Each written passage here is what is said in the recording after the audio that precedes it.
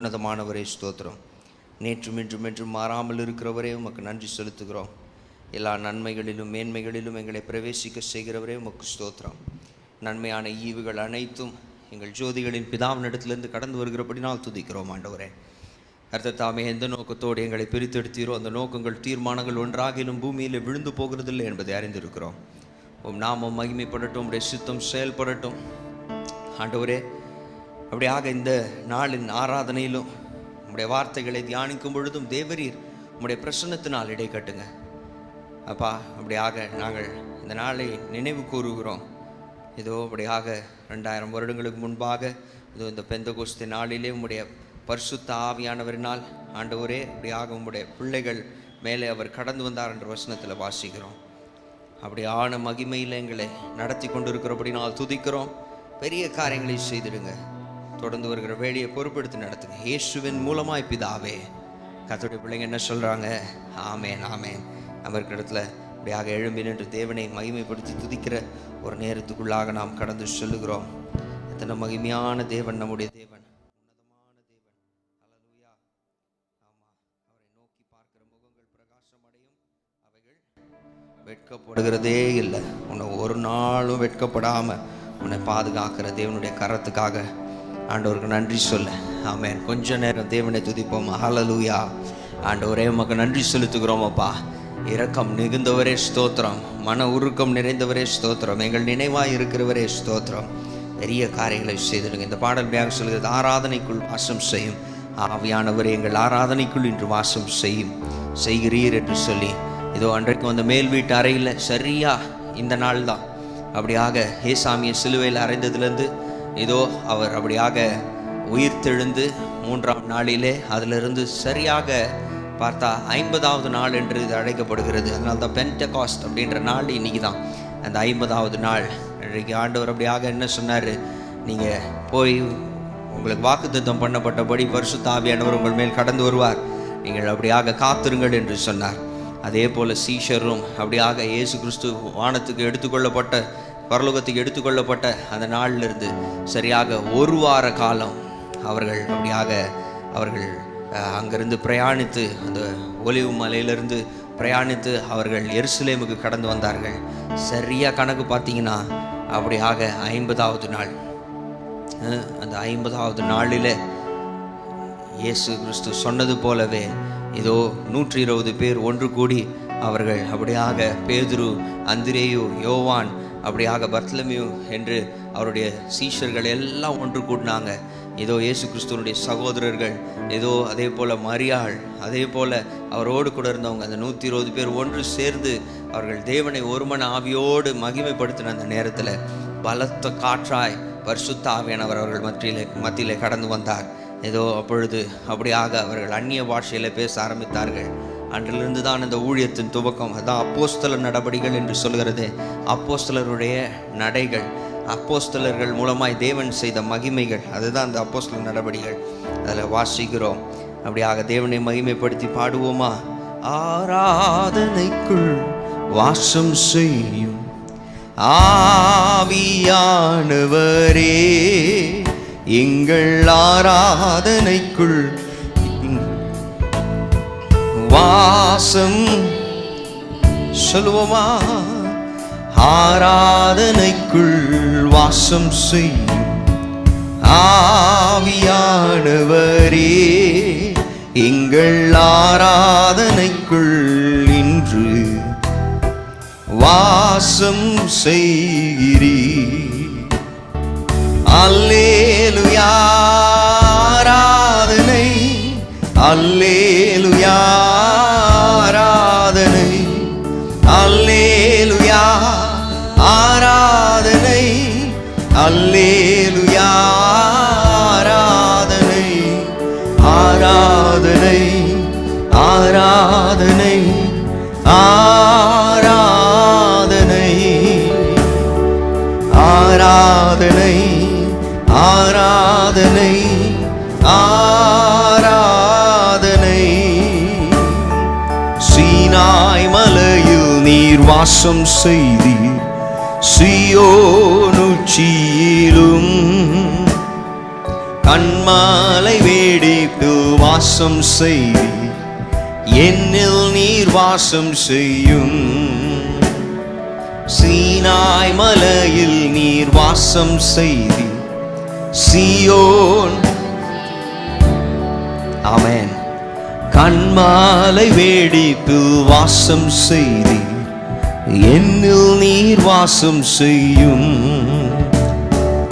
அல்லேலூயா ஆராதனை, அல்லேலூயா ஆராதனை, அல்லேலூயா ஆராதனை, அல்லேலூயா ஆராதனை, ஆராதனை ஆராதனை ஆராதனை ஆராதனை ஆராதனை ஆராதனை. நீதியின் சபையில் வாசம் செய்தி நீர்மேல் அசைந்து துதிகளின் மத்தியில் வாசம் செய்தி என்னில் நீர் வாசம் செய்யும். நீதியின் சபையில் வாசம் செய்தி நீர்மேல் அசைந்து துதிகளின் மத்தியில் வாசம் செய்தி என்னில் நீர். ஆமென். அல்லேலூயா ஆராதனை, அல்லேலூயா ஆராதனை, அல்லேலூயா ஆராதனை, அல்லேலூயா ஆராதனை, ஆராதனை ஆராதனை ஆராதனை ஆராதனை ஆராதனை ஆராதனை. மேல் வீட்டறையில் நீர் வாசம் செய்தி மேகங்கள் நடுவில் நீர் நித்திய உலகில் வாசம் செய்தி என்னில் நீர். சொல்லுவோமா? மேல் வீட்டறையில் நீர் வாசம் செய்தி மேகங்கள் நடுவில் நீர் நித்திய உலகில் வாசம் செய்தி என்னில் நீர். அல்லேலூயா ஆராதனை, அல்லேலூயா ஆராதனை, அல்லேலூயா ஆராதனை, அல்லேலூயா ஆராதனை, ஆராதனை ஆராதனை ஆராதனை ஆராதனை ஆராதனை ஆராதனை. ஹல்லேலூயா ஹல்லேலூயா.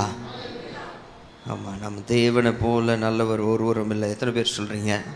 ஆமாம், நம் நன்மைகளை விரும்புகிறவராக இருக்கிறார். ஆமாம், உன் தலையை உயர்த்துகிறவராய் தேவன் உன்னோடு உண்டு. இந்த பாடல் இப்படியாக சொல்லுகிறது, கிருபையால் நிலை நிற்கிறோம், உன் கிருபையால் நிலை நிற்கிறோம். ஆமாம், கிருபை அப்படின்னாலே வேறு ஒன்றுமே கிடையாது. அதாவது என்னென்னா, it is a gift of God. தேவனுடைய என்னன்னு கேட்டால் ஈவு அப்படின்னா கிஃப்ட் அப்படின்ற வார்த்தை, ப்ரைஸுன்ற வார்த்தை. அடிக்கடி நான் அதை சொல்லிகிட்டே இருப்பேன். ப்ரைஸுன்ற வார்த்தை, 10 பேர் ரன்னிங் ரேஸில் ஓடுறான், ஓடினதில் முதல்ல ஒருத்தன் வந்துட்டான், ஜெயிச்சிட்டான் அப்படின்னா அவனுக்கு கூப்பிட்டு என்ன கொடுப்பாங்க? ப்ரைஸ் கொடுப்பாங்க. அது பேர் ப்ரைஸ். அது அவனுடைய உழைப்பினால் அவன் சம்பாதிச்சது. ஆனால் எதுவுமே செய்யணுன்னு அவசியம் இல்லை. ஆனால் சும்மாவே எடுத்து கொடுக்குறது பேர் என்னது? அது பேர் கிஃப்ட்டு. கவனிக்கிறீங்களா? ஆமாம். அப்போது கிருபைன்னும் போது என்னென்னா கிஃப்ட்டு. அழகாக இந்த பாடலில் அப்படியாக தேவதாசன் எழுதியிருக்கிறாப்புல, பேர் சொல்லி அழைத்தது உங்கள் கிருபை. என்னை பேர் சொல்லி அழைத்தீங்க. உங்கள் அம்மா அப்பாவுக்கு கூட நீங்கள் பிறக்கிற வரைக்கும் இல்லை நீங்கள் யாருன்னு உங்களுக்கு தெரியாமல் இருந்திருக்கும், உங்களுக்கு என்ன பேர் வைக்க போகிறாங்கன்னு கூட தெரியாமல் இருந்திருக்கும். ஆனால் உலக தோற்றத்துக்கு முன்னமே உங்களை பேர் சொல்லி அழைத்தவர் தேவன். ஆமென். Even before the foundations of the earth. அதாவது அவர் அது பூமியினுடைய அஸ்திவாரங்களை ஸ்தாபிப்பதற்கு முன்னதாகவே அவருக்குள்ள உன்னையும் என்னையும் தெரிந்து கொண்டார். ஆமென். ஆமாம், he knew you even before the foundations of the earth. அதுதான் புரிந்து கொள்ள வேண்டும். அப்போது பேர் சொல்லி அழைத்ததும் ஒரு கிருபை, பெரியவனாக்கியதும் அவருடைய கிருபை, நீதிமானாய் மாற்றியதும் அவருடைய கிருபை, நம்ம நித்தியத்தில் சேர்த்ததும் அவருடைய கிருபை. இப்போ பரிசுத்த ஆவியானவர் நமக்குள்ளே அனுபவப்பட்டிருக்கிறார். ஆமென். எப்போ பரிசுத்த ஆவியானவர் நமக்குள்ளே வந்தாரோ அப்பொழுதே நம்ம எப்படி இருக்கிறோன்னு கேட்டிங்கன்னா நித்திய ஜீவனை பெற்றிருக்கிறோம். ஆமாம், அதாவது நித்திய ஜீவன் அப்படின்றது எங்கேருந்து அந்த ட்ராவல் ஜேர்னி ஆரம்பிச்சிருச்சுன்னு கேட்டால் இயேசு கிறிஸ்துவை நம்ம ஏற்றுக்கொண்ட போதிலிருந்து அது ஆரம்பித்து விட்டது. ஆமென். ஆமாம், பாருங்கள், அதுதான். அப்போது நித்தியத்தில் சேர்ப்பதும் உங்கள் கிருபை, கட்டுகளை நீக்கியது உங்கள் கிருபை, காயங்களை கட்டியது உங்கள் கிருபை, எல்லாமே அப்போது எதனால் அப்படின்னு கேட்டால் it is all your gift. அப்பா, என்கிட்ட மேன்மை பாராட்டுறதுக்கு என்ன இருக்குது? எனக்கு தகுதின்னு சொல்ல ஒன்றும் இல்லை. நீங்கள் என் மேலே இரக்கமாக இருந்ததுனால இதெல்லாம் எனக்கு நீங்கள் தந்திருக்கிறீங்க. ஆமென். ஆமாம், வல்லமையை அளித்தது உங்கள் கிருபை, வரங்களை கொடுத்தது உங்கள் கிருபை என்று சொல்லி தேவனை மகிமைப்படுத்தி பாடுவோமா? கிருபையால் நிலை நிற்கிறோ, தேவ கிருபையால் நிலை நிற்கிறோ, கிருபையால் நிலை நிற்கிறோ, தேவ கிருபையால் நிலை நிற்கிறோ. கிருபை கிருபை கிருபை கிருபை கிருபை கிருபை கிருபை கிருபை கிருபையால் நிலை நிற்கிறோம், தேவ கிருபையால் நிலை நிற்கிறோம், கிருபையால் நிலை நிற்கிறோம், தேவ கிருபையால் நிலை நிற்கிறோம். பேர் சொல்லி அழைத்தது உங்க கிருபை, பெரியவனாக்கியது உங்க கிருபை. பேர் சொல்லி அழைத்தது உங்க கிருபை, பெரியவனாக்கியது உங்க கிருபை. கிருபை கிருபை கிருபை கிருபை கிருபை கிருபை கிருபை கிருபை. கிருபையால் நிலை நிற்கிறோம், தேவ கிருபையால் நிலை நிற்கிறோம். சொல்லுவோமா? கிருபையால் நிலை நிற்கிறோம், தேவ கிருபையால் நிலை நிற்கிறோம். நீதிமானாய் மாற்றியது உங்க கிருபை, நித்தியத்தில் சேர்ப்பது உங்க கிருபை. நீதிமானாய் மாற்றியது உங்க கிருபை, நித்தியத்தில் சேர்ப்பது உங்க கிருபை. கிருபை கிருபை கிருபை கிருபை கிருபை கிருபை கிருபை கிருபை. கிருபையால் நிலை நிற்கிறோம், தேவ கிருபையால் நிலை நிற்கிறோம், கிருபையால் நிலை நிற்கிறோம், தேவ கிருபையால் நிலை நிற்கிறோம். கட்டுகளை நீக்கியது உங்க கிருபை, காயங்களை கட்டியது உங்க கிருபை. கட்டுகளை நீக்கியது, காயங்களை கட்டியது உங்க கிருபை.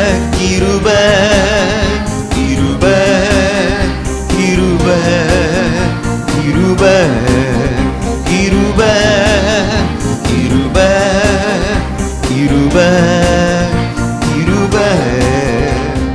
கிருபையால் நிலை நிற்கிறோம், தேவ கிருபையால் நிலை நிற்கிறோம், கிருபையால் நிலை நிற்கிறோம், தேவ கிருபையால் நிலை நிற்கிறோம். வல்லமையை அளித்தது உங்க கிருபை, வரங்களை கொடுத்தது உங்க கிருபை. வல்லமையை அளித்தது உங்க கிருபை, வரங்களை கொடுத்தது உங்க கிருபை. கிருபை கிருபை கிருபை கிருபை கிருபை கிருபை கிருபை கிருபை.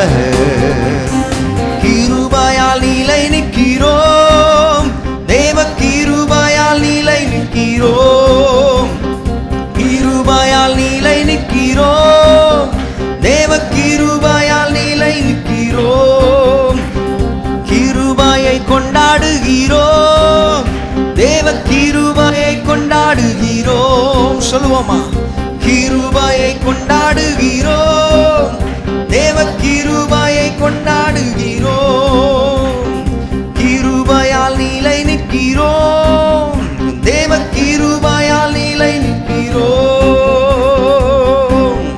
ஹல்லேலூயா, ஹல்லேலூயா, ஹல்லேலூயா. ஆமா, கர்த்தர் பெரிய காரியங்களை செய்கிறவராய் அவர் நம்மோடு இருக்கிறார். ஆமென். ஆமா, எதையுமே எப்படி எதிர்பார்க்காதீங்க அப்படின்னா, நேச்சுரலாக எப்படி சாதாரணமாக அப்படின்னு நினைக்காதீங்க. எல்லாத்துலேயும் தேவனுடைய கரம் அசாதாரணமாக இருக்க போகுது. ஆமென். ஆமாம், நம் தேவனே எப்படிப்பட்டவர்னா அசாதாரணங்களின் தேவன். ஆமென். ஆமாம், there is nothing small about him. சிறிய காரியங்கள் இல்லை, எல்லாவற்றிலும் பலத்த கரத்தை தம்முடைய பிள்ளைகளுக்காக நீட்டுவார். ஆமென். ஆமாம், எக்ஸ்பெக்ட் his favor. அவருடைய அனுக்கிரகத்தை எதிர்பார்த்துரு. அவருடைய அனுக்கிரகம் உன்னோடு இருக்குது. ஆமென். அதை உன் நாவு அறிக்கை செய்து கொண்டே இருக்கட்டும். நீ அறிக்கை செய்கிறதே என்னவென்று சொன்னால், கர்த்தர் நீர் என்னோடு இருக்கிறபடினால், ஆண்டவரே நீர் என்னோடு இருக்கிறபடினால் எனக்கு மகிமை உண்டாகிறது, நீர் என்னோடு இருக்கிறபடினால் எனக்கு மேன்மை, நீர் என்னோடு இருக்கிறபடினால். ஆமென்.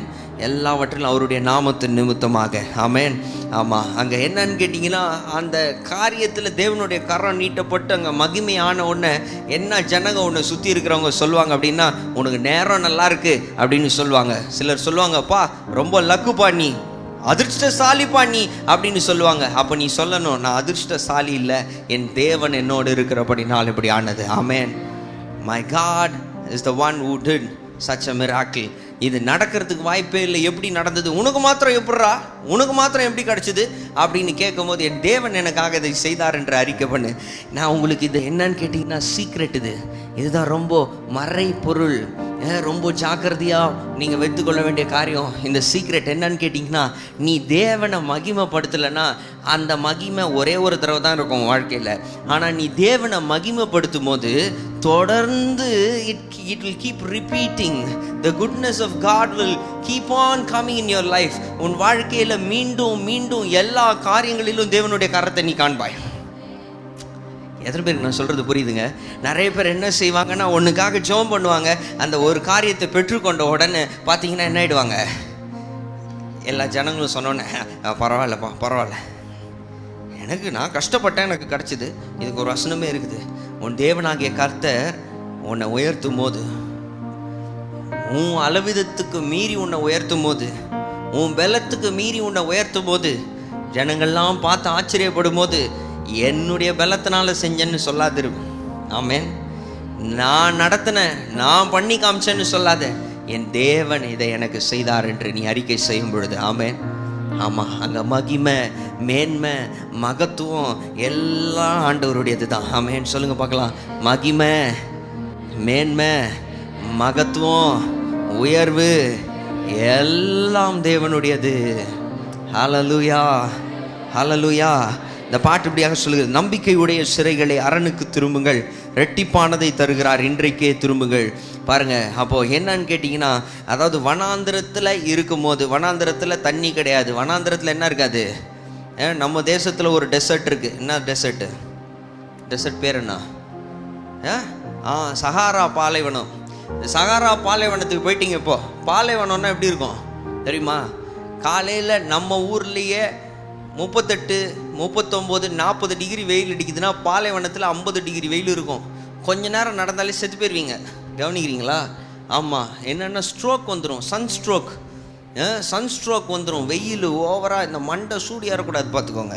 அதுக்கு தான் பார்த்தீங்கன்னா இந்த டிஸ்கவரி சேனல், நேஷ்னல் ஜியாகிரஃபி சேனல்லாம் பார்த்தீங்கன்னா, இந்த மாதிரி போய் பாலைவனத்துலலாம் எப்படி பிழைக்கிறதுலாம் என்ன பண்ணுவான், சிலது போடுவான். அவனுடைய சிறுநீரையே என்ன பண்ணுவான், துணியில் நினச்சி தலையில் போட்டுக்குவான். பார்த்துருக்கீங்களா? ஏன்னா மண்டை சூடு ஏறிச்சுன்னா அவ்வளோதான், மனுஷன் காலி. புரியுதுங்களா? ஒரு குறிப்பிட்ட அளவுக்கு மேலே என்ன ஆகக்கூடாது, தலை சூடு ஆகக்கூடாது. ஆச்சுன்னா மூளை அவ்வளோதான், உள்ளே இருக்கிற நரம்புகள்லாம் வெடிச்சிடும். அதுதான் சன்ஸ்ட்ரோக்கு. ஆமாம். நாங்கள் போன மாதம் நாங்கள் சென்னை போயிருக்கும்போது ஒரு மாலுக்கு போயிருந்தோம். போன போது அப்போது சிறு பிள்ளைகள்லாம் விளையாடுறதுக்கு ஒரு இடம் இருக்கும். அந்த மாதிரி இடத்துல போய் அங்கே ஷானை கூப்பிட்டு போய் அங்கே விளையாட்டுகளை காமிச்சிட்டு இருந்தோம். ஒரு சின்ன பையன் அவனுடைய பெற்றோரோடு கூட என்னோடய மனைவியினுடைய ஃப்ரெண்டு ஃபாரின்லேருந்து அவங்க வந்திருந்தாங்க. அவங்கள சந்தித்து அங்கே பார்த்தா அந்த பிள்ளைங்க ரெண்டும் விளையாடிட்டு இருந்ததுக்கு அப்படி இருந்தது. திடீர்னு பார்த்தா அங்கே விளையாடினே இருந்த ஒரு 10 வயசு இருக்கும் அந்த பிள்ளைக்கு, ஒரு சிறுமி. திடீர்னு பார்த்தா அவள் உட்காந்துருந்த ஒரு இதுலேருந்து அப்படியே கீழே விழுந்துட்டா. விழுந்த உடனே பார்த்தீங்கன்னா மூச்சு பேச்சே ஒன்றுமே இல்லை. அவங்க அப்பா போய் தட்டுறாரு, மா எழுந்திரிமா எழுந்திரிமா எழுந்திரிமான்றாரு. ஜனங்கள்லாம் சுற்றி சூழ்ந்து கொண்டாங்க. நான் சத்தம் போட்டு சொன்னேன்ப்பா, சூழ்ந்து அப்படி நிற்காதீங்க, மூச்சு சுவாசமே விட முடியாது, கொஞ்சம் தூரம் கேப் விடுங்க, இடம் விடுங்க அப்படின்னு சொல்லி. அதுக்கப்புறம் பார்த்தா ஒரு 2 பேர், அவங்க மருத்துவர்கள் நினைக்கிறேன், அங்கே வந்திருந்தவங்க. அவங்க வந்து பார்த்துட்டு பிள்ளைக்கு பல்ஸ் இருக்குது, உடனே என்ன பண்ணுங்க, தூக்கிட்டு ஓடுங்க. என்னன்னா பயங்கரமான வெயில், கவனிக்கிறீங்களா? ஆமாம், அதனால தான் it is important that you drink water. நல்லா தண்ணி குடிக்கணும் தலையில். அதனால தான் என்னென்ன தொப்பி போட்டுக்கோங்கன்னு சொல்கிறது. நம்ம பிள்ளைங்களுக்கு அடிக்கடி சொல்வேன், சபைக்கு வரும்போது என்ன கொண்டு வாங்க. ஆமாம், என்ன ஆண்டவர் கூட இருக்கிறாரு, இருந்தாலும் என்ன பண்ணணும், ஐயோ குடெல்லாம் தூக்கின்னு போனால் அசிங்கமாக இருக்கும்ண்ணா. பாருங்கள் ஆண்டவர் ஒன்று ஆசீர்வச்சிருக்கிறாரு. அப்போ என்ன பண்ணு, உன் தலையை நீ பாதுகாக்க வேண்டியது உன்னுடைய கடமையாக இருக்கு இல்லையா? ஆமாம். அப்போ பாருங்கள், பாலைவனத்தில் இருந்தால் எப்படி இருக்கும், பயங்கரமான ஹீட் இருக்கும். அதனால் என்ன செய்வாங்க, குடிக்க தண்ணி கிடையாது. ஆமாம், பிழைத்து இருக்கிறதுக்கு வேறு வழியே கிடையாது, தன்னுடைய சிறுநீரையே குடிப்பான், வேறு வழி கிடையாது. அதையே நினச்சி தலையில் போட்டுக்குவான், ஏன்னா தலை சூடு ஏறிச்சுன்னா செத்து போயிடுவாங்க. கவனிக்கிறீங்களா? பாலைவனம் அப்படிப்பட்டதாக இருக்கும். அப்போ பாலைவன வாழ்க்கை என்ன செய்து பாருங்க, அங்கே சுக ஜீவிதம் கிடையாதுங்க. நான் சொல்கிறது புரியுதா? ஆமாம். ஆனால் தேவனுக்குள்ள, அதனால தான் திருப்பி சொல்கிறேன் பாருங்க, 2 ஸ்பிரிச்சுவல் ஆவிக்குரிய உலகத்தில் 2 தேசங்கள் இருக்குது. ஒரு தேசம் என்னன்னு கேட்டிங்கன்னா சியோன் அப்படின்ற தேசம், அது நன்மைகளினால் நிரப்பப்பட்ட தேசம். ஆமேன். அங்கே எல்லாமே இலவசம், அங்கே எல்லா நன்மைகளும் அங்கே உண்டு. அதே இன்னொரு தேசம் இருக்குது, அது என்னன்னா அதுதான் பாலைவனம். ஆமேன்.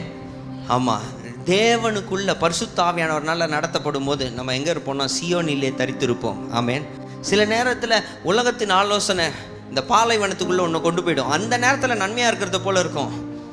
தன்னுடைய சொந்த ஊரில் பஞ்சம் வந்தபோது நம்ம இங்கே இருக்க வேணான்னு புறப்பட்டு போன யார், இனிமையானவள். அவள் பேரே இனிமையானவள். என்னது, நகோமி. நகோமின்னா என்ன அர்த்தம், இனிமையானவள்னு அர்த்தம். அவள் என்ன செய்தா, அவளும் கணவன் பிள்ளைகளுமா புறப்பட்டு போனாங்க. கடைசியில் திருப்பி வரும்போது ஒன்றுமே இல்லாமல், நான் எல்லாம் உடையவளாய் நான் வெளியே போனேன், திரும்ப வரும்போது ஒன்றுமே இல்லாமல் வந்திருக்கிறேன். என்னை நகோமின்னு கூப்பிடாதீங்க, அந்த பேருனுடைய அர்த்தம் இனிமையானவள். என்னை இனிமையானவள்னு கூப்பிடாதீங்க, என்னை மாறா என்று கூப்பிடுங்க. மாறானா கசப்புன்னு அர்த்தம். என்னை கசந்தவள் என்று கூப்பிடுங்கண்ணா. ஆனால் எப்போ தனக்கு கொடுக்கப்பட்ட தேசத்தில் அவள் திரும்பி உள்ளே வந்தாலோ, எல்லா கதைகளையும் நீங்கள் வெறுமையாக படிச்சிடலாம். ஆனால் அதுக்கு பின்னால் என்னன்னு கேட்டிங்கன்னா ஒரு நிழலாட்டம் இருக்குது, ஆவிக்குரிய நிழலாட்டம். எப்பயுமே அது எதை குறிக்குதுன்னா பாருங்கள், நீ சியோனிலே தரித்திருக்கும் பொழுது உனக்கு நன்மைகள் உண்டாகும். ஆமேன். நீ சியோனை விட்டு தூரம் போயிட்டேன்னா, சியோனில் எப்படி பாஸ்டர் இருக்குது பாருங்கள், யாருடைய ராஜ்யத்தில் இருக்குது, தேவனுடைய ராஜ்யத்தில் இருக்கிறது. எதன் மூலமான, உனக்குள் அனுப்பப்பட்ட பரிசுத்த ஆவியானவர் சொல்லுகிற விதமாய் நீ நடக்கும்போது எங்கே இருக்கிற, நீ சியோனிலே இருக்கிறாய். ஆமேன்.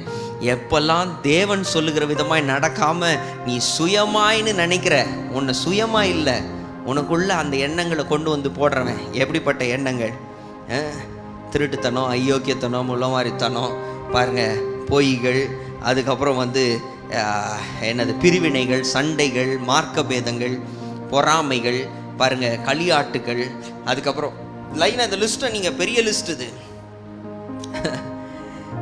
இப்படிப்பட்ட காரியங்கள் எல்லாம் செய்ய வைக்கிறது. நான் சொல்றது புரியுதா?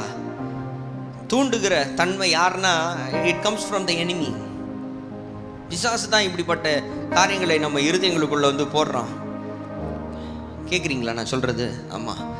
அப்போ உடனே இது யார் இடத்துலேருந்து இந்த யோசனை என் இருதயத்தில் வருகிறது என்பதை நிதானித்து தேவனால் வராத எந்த யோசனையும் நம் புறம்பே தள்ள வேண்டும். ஆமேன். இதுதான் பவுல் இன்னொரு விதத்தில் எழுதுறாரு. இந்த வசனத்தை அடிக்கடி சொல்லுவேன். கிறிஸ்துவுக்கு விரோதமாக எழும்புகிற எல்லா எண்ணங்களையும் நாங்கள் சிறைப்பிடிக்க கற்றுக்கொண்டோம் அப்படின்றார். ஆமாம், it is something which you do intentionally. நீ அதை இன்டென்ஷனலாக பண்ணுறது, நீ கண்டுபிடிச்சி கண்டறிந்து எதெல்லாம் தேவனிடத்துலேருந்து வருது. தேவனுடைய சத்தம் எப்பொழுதுமே நன்மை, உண்மை, நீதியின் வழியிலே நடத்துகிறதா இருக்கிறது. ஆவியின் கனியிலே உன்னை நடத்துகிறதா இருக்கிறது. ஆவியின் கனியோ அன்பு, சந்தோஷம், சமாதானம், தயவு, நற்குணம், விசுவாசம், சாந்தம், இச்சை அடக்கம். ஆமாம், இப்படிப்பட்ட காரியங்களுக்கான எண்ணங்கள் உன்னிலேருந்து வரும்போது யார் கொண்டு வராருன்னு தெரிஞ்சுக்கோ. பரிசுத்தாவியானவர் கொண்டு வராரு. அன்புக்குரியவைகள், மன்னிப்புக்குரியவைகள், கேட்குறீங்களா? ஆமேன். சமாதானத்துக்குரியது, சந்தோஷத்துக்குரியது, நீடிய பொறுமைக்குரியது, தயவுக்குரியது, சாந்தத்துக்குரியது, விசுவாசத்துக்குரிய யோசனைகள், இப்படிப்பட்டவைகளை தேவனே உன் இருதயத்திலிருந்து கொண்டு வருகிறார். ஆமேன். புரிஞ்சுதுங்களா? ஆமாம். அப்போது இந்த யோசனைகளை உங்கள் சிந்தையில் வரும்போது அதை செயல்படுத்தினீங்கன்னா நீங்கள் எங்கே இருக்கீங்க? சியோனிலே தரித்திருக்கிறீர்கள். ஆமேன். அப்போ உண்மையாலே உங்கள் வாழ்க்கை நகோமியாக இருக்கும். நகோமின்னா என்ன அர்த்தம்? இனிமையானவளாய், இனிமையானதாய் உன் வாழ்க்கை இருக்கும். ஆமேன். அதுக்கு மாறா எதிரி சொல்கிற சத்தத்தை கேட்டு அந்த நேரத்துக்கு சரியாக இருக்குதுன்னு குதிச்சு அந்த பக்கம் போயிட்டோன்னா அது எல்லாவற்றையும் நம்ம வாழ்க்கையிலேருந்து எடுத்துகிட்டு போயிடும். எத்தனை பேருக்கு நான் சொல்கிறது புரியுது? எல்லாவற்றையும் வாழ்க்கையிலேருந்து it will drain everything away from your life. எல்லாம் இழந்தவளாய் தேவன் எல்லாத்தையும் எடுத்துட்டாருன்னு சொன்னா அவ. தேவன் எடுக்கல. தேவன் தந்த தேசத்திலிருந்து அவர்கள் வெளியேறினதுனால தான் அந்த காரியம். ஆமேன். கவனிக்கிறீங்களா? ஆமாம். தேவன் இன்றைக்கு உனக்கு தந்திருக்கிற தேசம் ஆவியில். ஆமேன். அதான் சொல்கிறேன் பாருங்க. அமெரிக்காவில் இருக்கலாம், ஜப்பானில் இருக்கலாம், இல்லை ஆஸ்திரேலியாவில் இருக்கலாம், யூரோப்பில் இருக்கலாம், நார்வேல இருக்கலாம், எந்த தேசத்தில் வேணாலும் இருக்கலாம். ஒரு தேசம் நம்ம இந்தியாவில் இருக்கிறோம், எந்த அரசாட்சிக்கு உட்பட்டுருக்கிறோம்? இந்திய அரசாங்கத்துக்கு உட்பட்டுருக்கிறோம். அமெரிக்காவில் இருக்கிறவன் அமெரிக்கா அரசாங்கத்துக்கு உட்பட்டுருக்கிறான். சைனாவில் இருக்கிறவன் சைனா அரசாங்கத்துக்கு உட்பட்டு இருக்கிறான். ஆனால் தேவனுடைய ராஜ்யத்தில் மாத்திரம்தான் என்னன்னு கேட்டிங்கன்னா, நீ சைனாவில் இருக்கலாம், ஜப்பானில் இருக்கலாம், இந்தியாவில் இருக்கலாம், ஆஸ்திரேலியாவில் இருக்கலாம். ஆமேன். மாம்சரிகமான ஒரு இடம் உன்னுடைய எதை அரசாட்சியை என்ன பண்ணல, முடிவு செய்யல. கேட்குறீங்களா நான் சொல்கிறது? உனக்குள்ளே அனுப்பப்பட்ட ஆவியானவருடைய சத்தத்துக்கு கீழ்ப்படிந்து நடக்கிற நீ ஆவிக்குரிய உலகம்னு ஒன்று இருக்குது. ஆமேன். அந்த உலகத்தில் எந்த இடத்துல இருக்கிறீங்க? ஆமேன். சியோனிலே இருக்கிறவங்க பரிசுத்த ஆவியானவர்னால நடத்தப்படுகிறவங்க. ஆமாம். இங்கே உங்கள் பக்கத்தில் நின்று இருக்கலாம், பக்கத்தில் உட்காந்துருக்கலாம், நீங்கள் ரொம்ப க்ளோஸாக இருக்கிறாங்கன்னு நீங்கள் நினைக்கலாம். ஆனால் ஆவியில் ரொம்ப தூரமாக இருக்கலாம் அவங்க. எத்தனை பேருக்கு நான் சொல்கிறது புரியுது? ஆமாம். நீங்கள் பாருங்கள், தீர்க்கதரிசி எலிசா இருக்கும் பொழுது வேலைக்காரன் வந்து சொன்னான், ஐயோ விரோதி தேசத்துலேருந்து வந்து நம்மளை எல்லாம் சூழ்ந்து கொண்டார்களே அப்படின்னும் போது பக்கத்தில் நின்று தான் சொல்கிறான், ஆண்டவர் இவன் கண்களை திறந்தருளும் என்று சொன்ன உடனே பார்த்தீங்கன்னா உடனே இவன் பார்க்குறான், இவன் ரொம்ப தூரத்தில் நிற்கிறான். கவனிக்கிறீங்களா? அப்போ மாம்சத்தில் பக்கத்தில் இருந்தாலும் ஆவியில் பாருங்க அவன் ரொம்ப தூரமாக இருக்கிறான். கேளுங்க. அதனால தான் ஏசாமி சொன்னாரு, யார் எனக்கு தாய், யார் எனக்கு சகோதரர்கள், யாருப்பா எனக்கு அம்மா, யார் எனக்கு சகோதரர்கள் சகோதரிகள்? பிதாவினுடைய சித்தத்தை செய்கிறவர்களே எனக்கு தாயும் எனக்கு சகோதரர்களும் சகோதரிகளுமா இருக்கிறார்கள். யாரெல்லாம் பரிசுத்த ஆவியானவர்னால நடத்தப்படுறாங்களோ அவங்க தான் என் சொந்தம் அப்படின்றாரு. எத்தனை பேருக்கு நான் சொல்றது புரியுது? அவங்க தான் என் தேசத்தில் இருக்கவங்க, அவங்க தான் என்னுடைய அரசாட்சியில் இருக்கிறவங்க. ஆமேன். எத்தனை பேருக்கு புரியுதுங்க? ரொம்ப காம்ப்ளிகேட்டடா இல்லைல்ல? ஆமாம். இன்னைக்கு ஆண்டவர் அழைக்கிறாரு.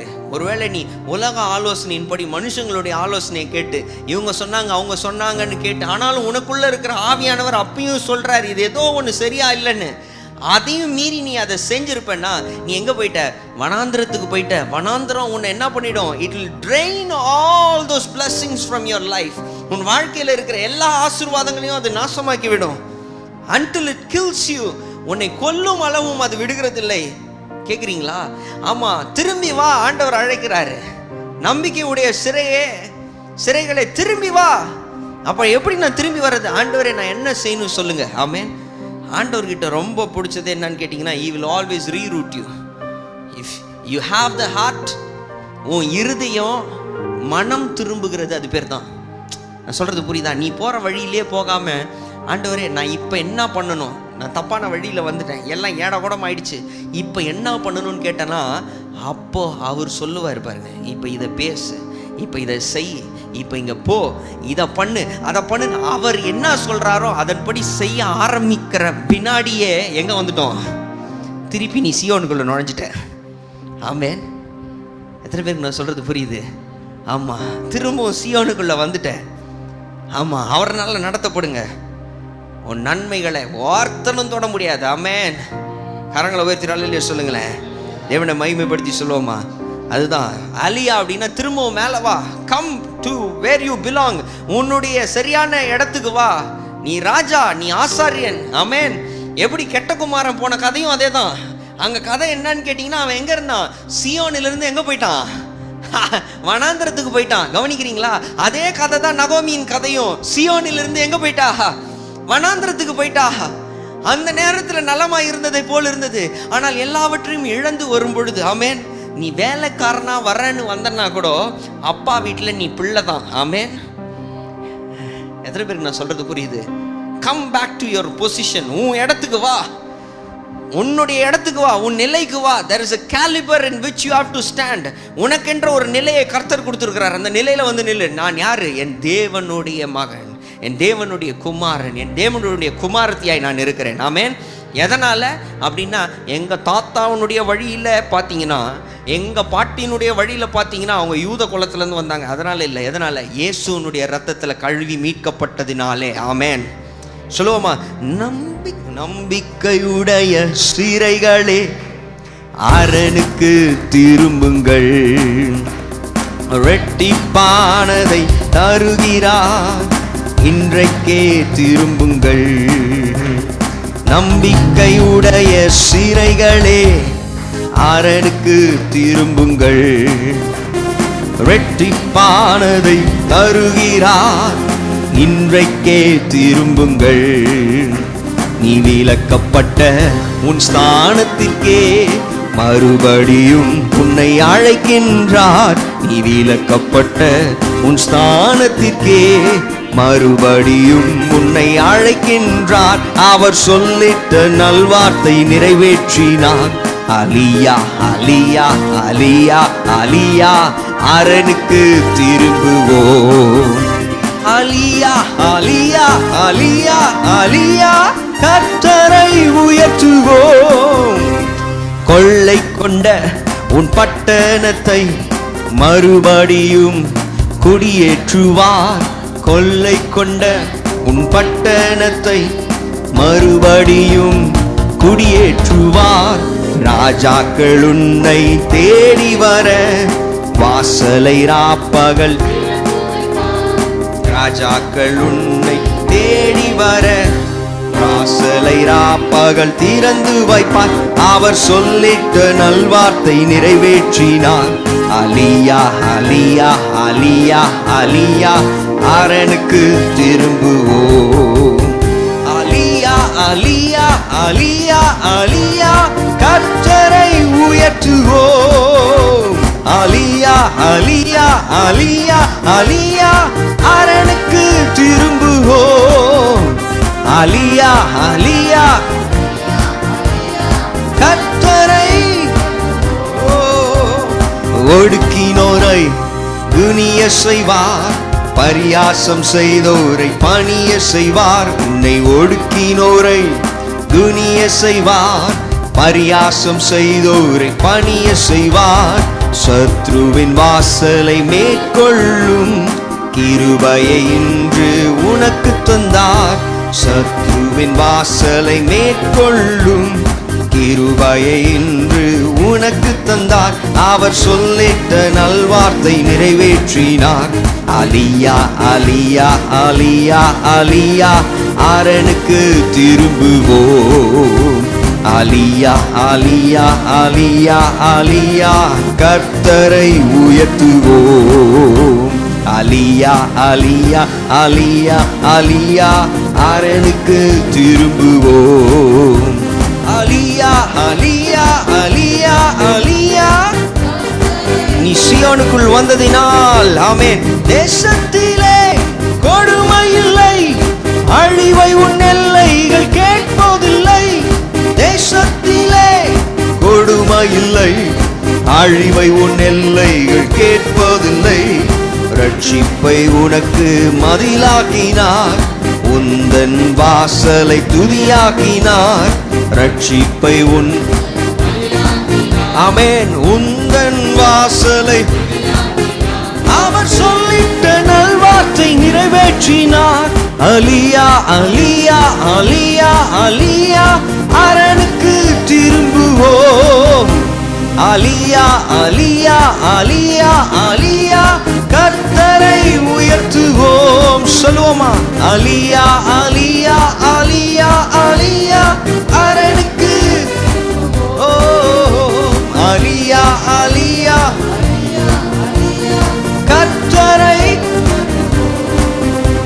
அலியா அலியா அலியா அலியா அரணுக்கு திரும்புவோம். அலியா அலியா அலியா அலியா கர்த்தரை. ஹல்லேலூயா. ஆமா, எத்தனை பேருக்கு புரிஞ்சுதுங்க அரணுக்கு திரும்புறதுன்னா என்னன்னு?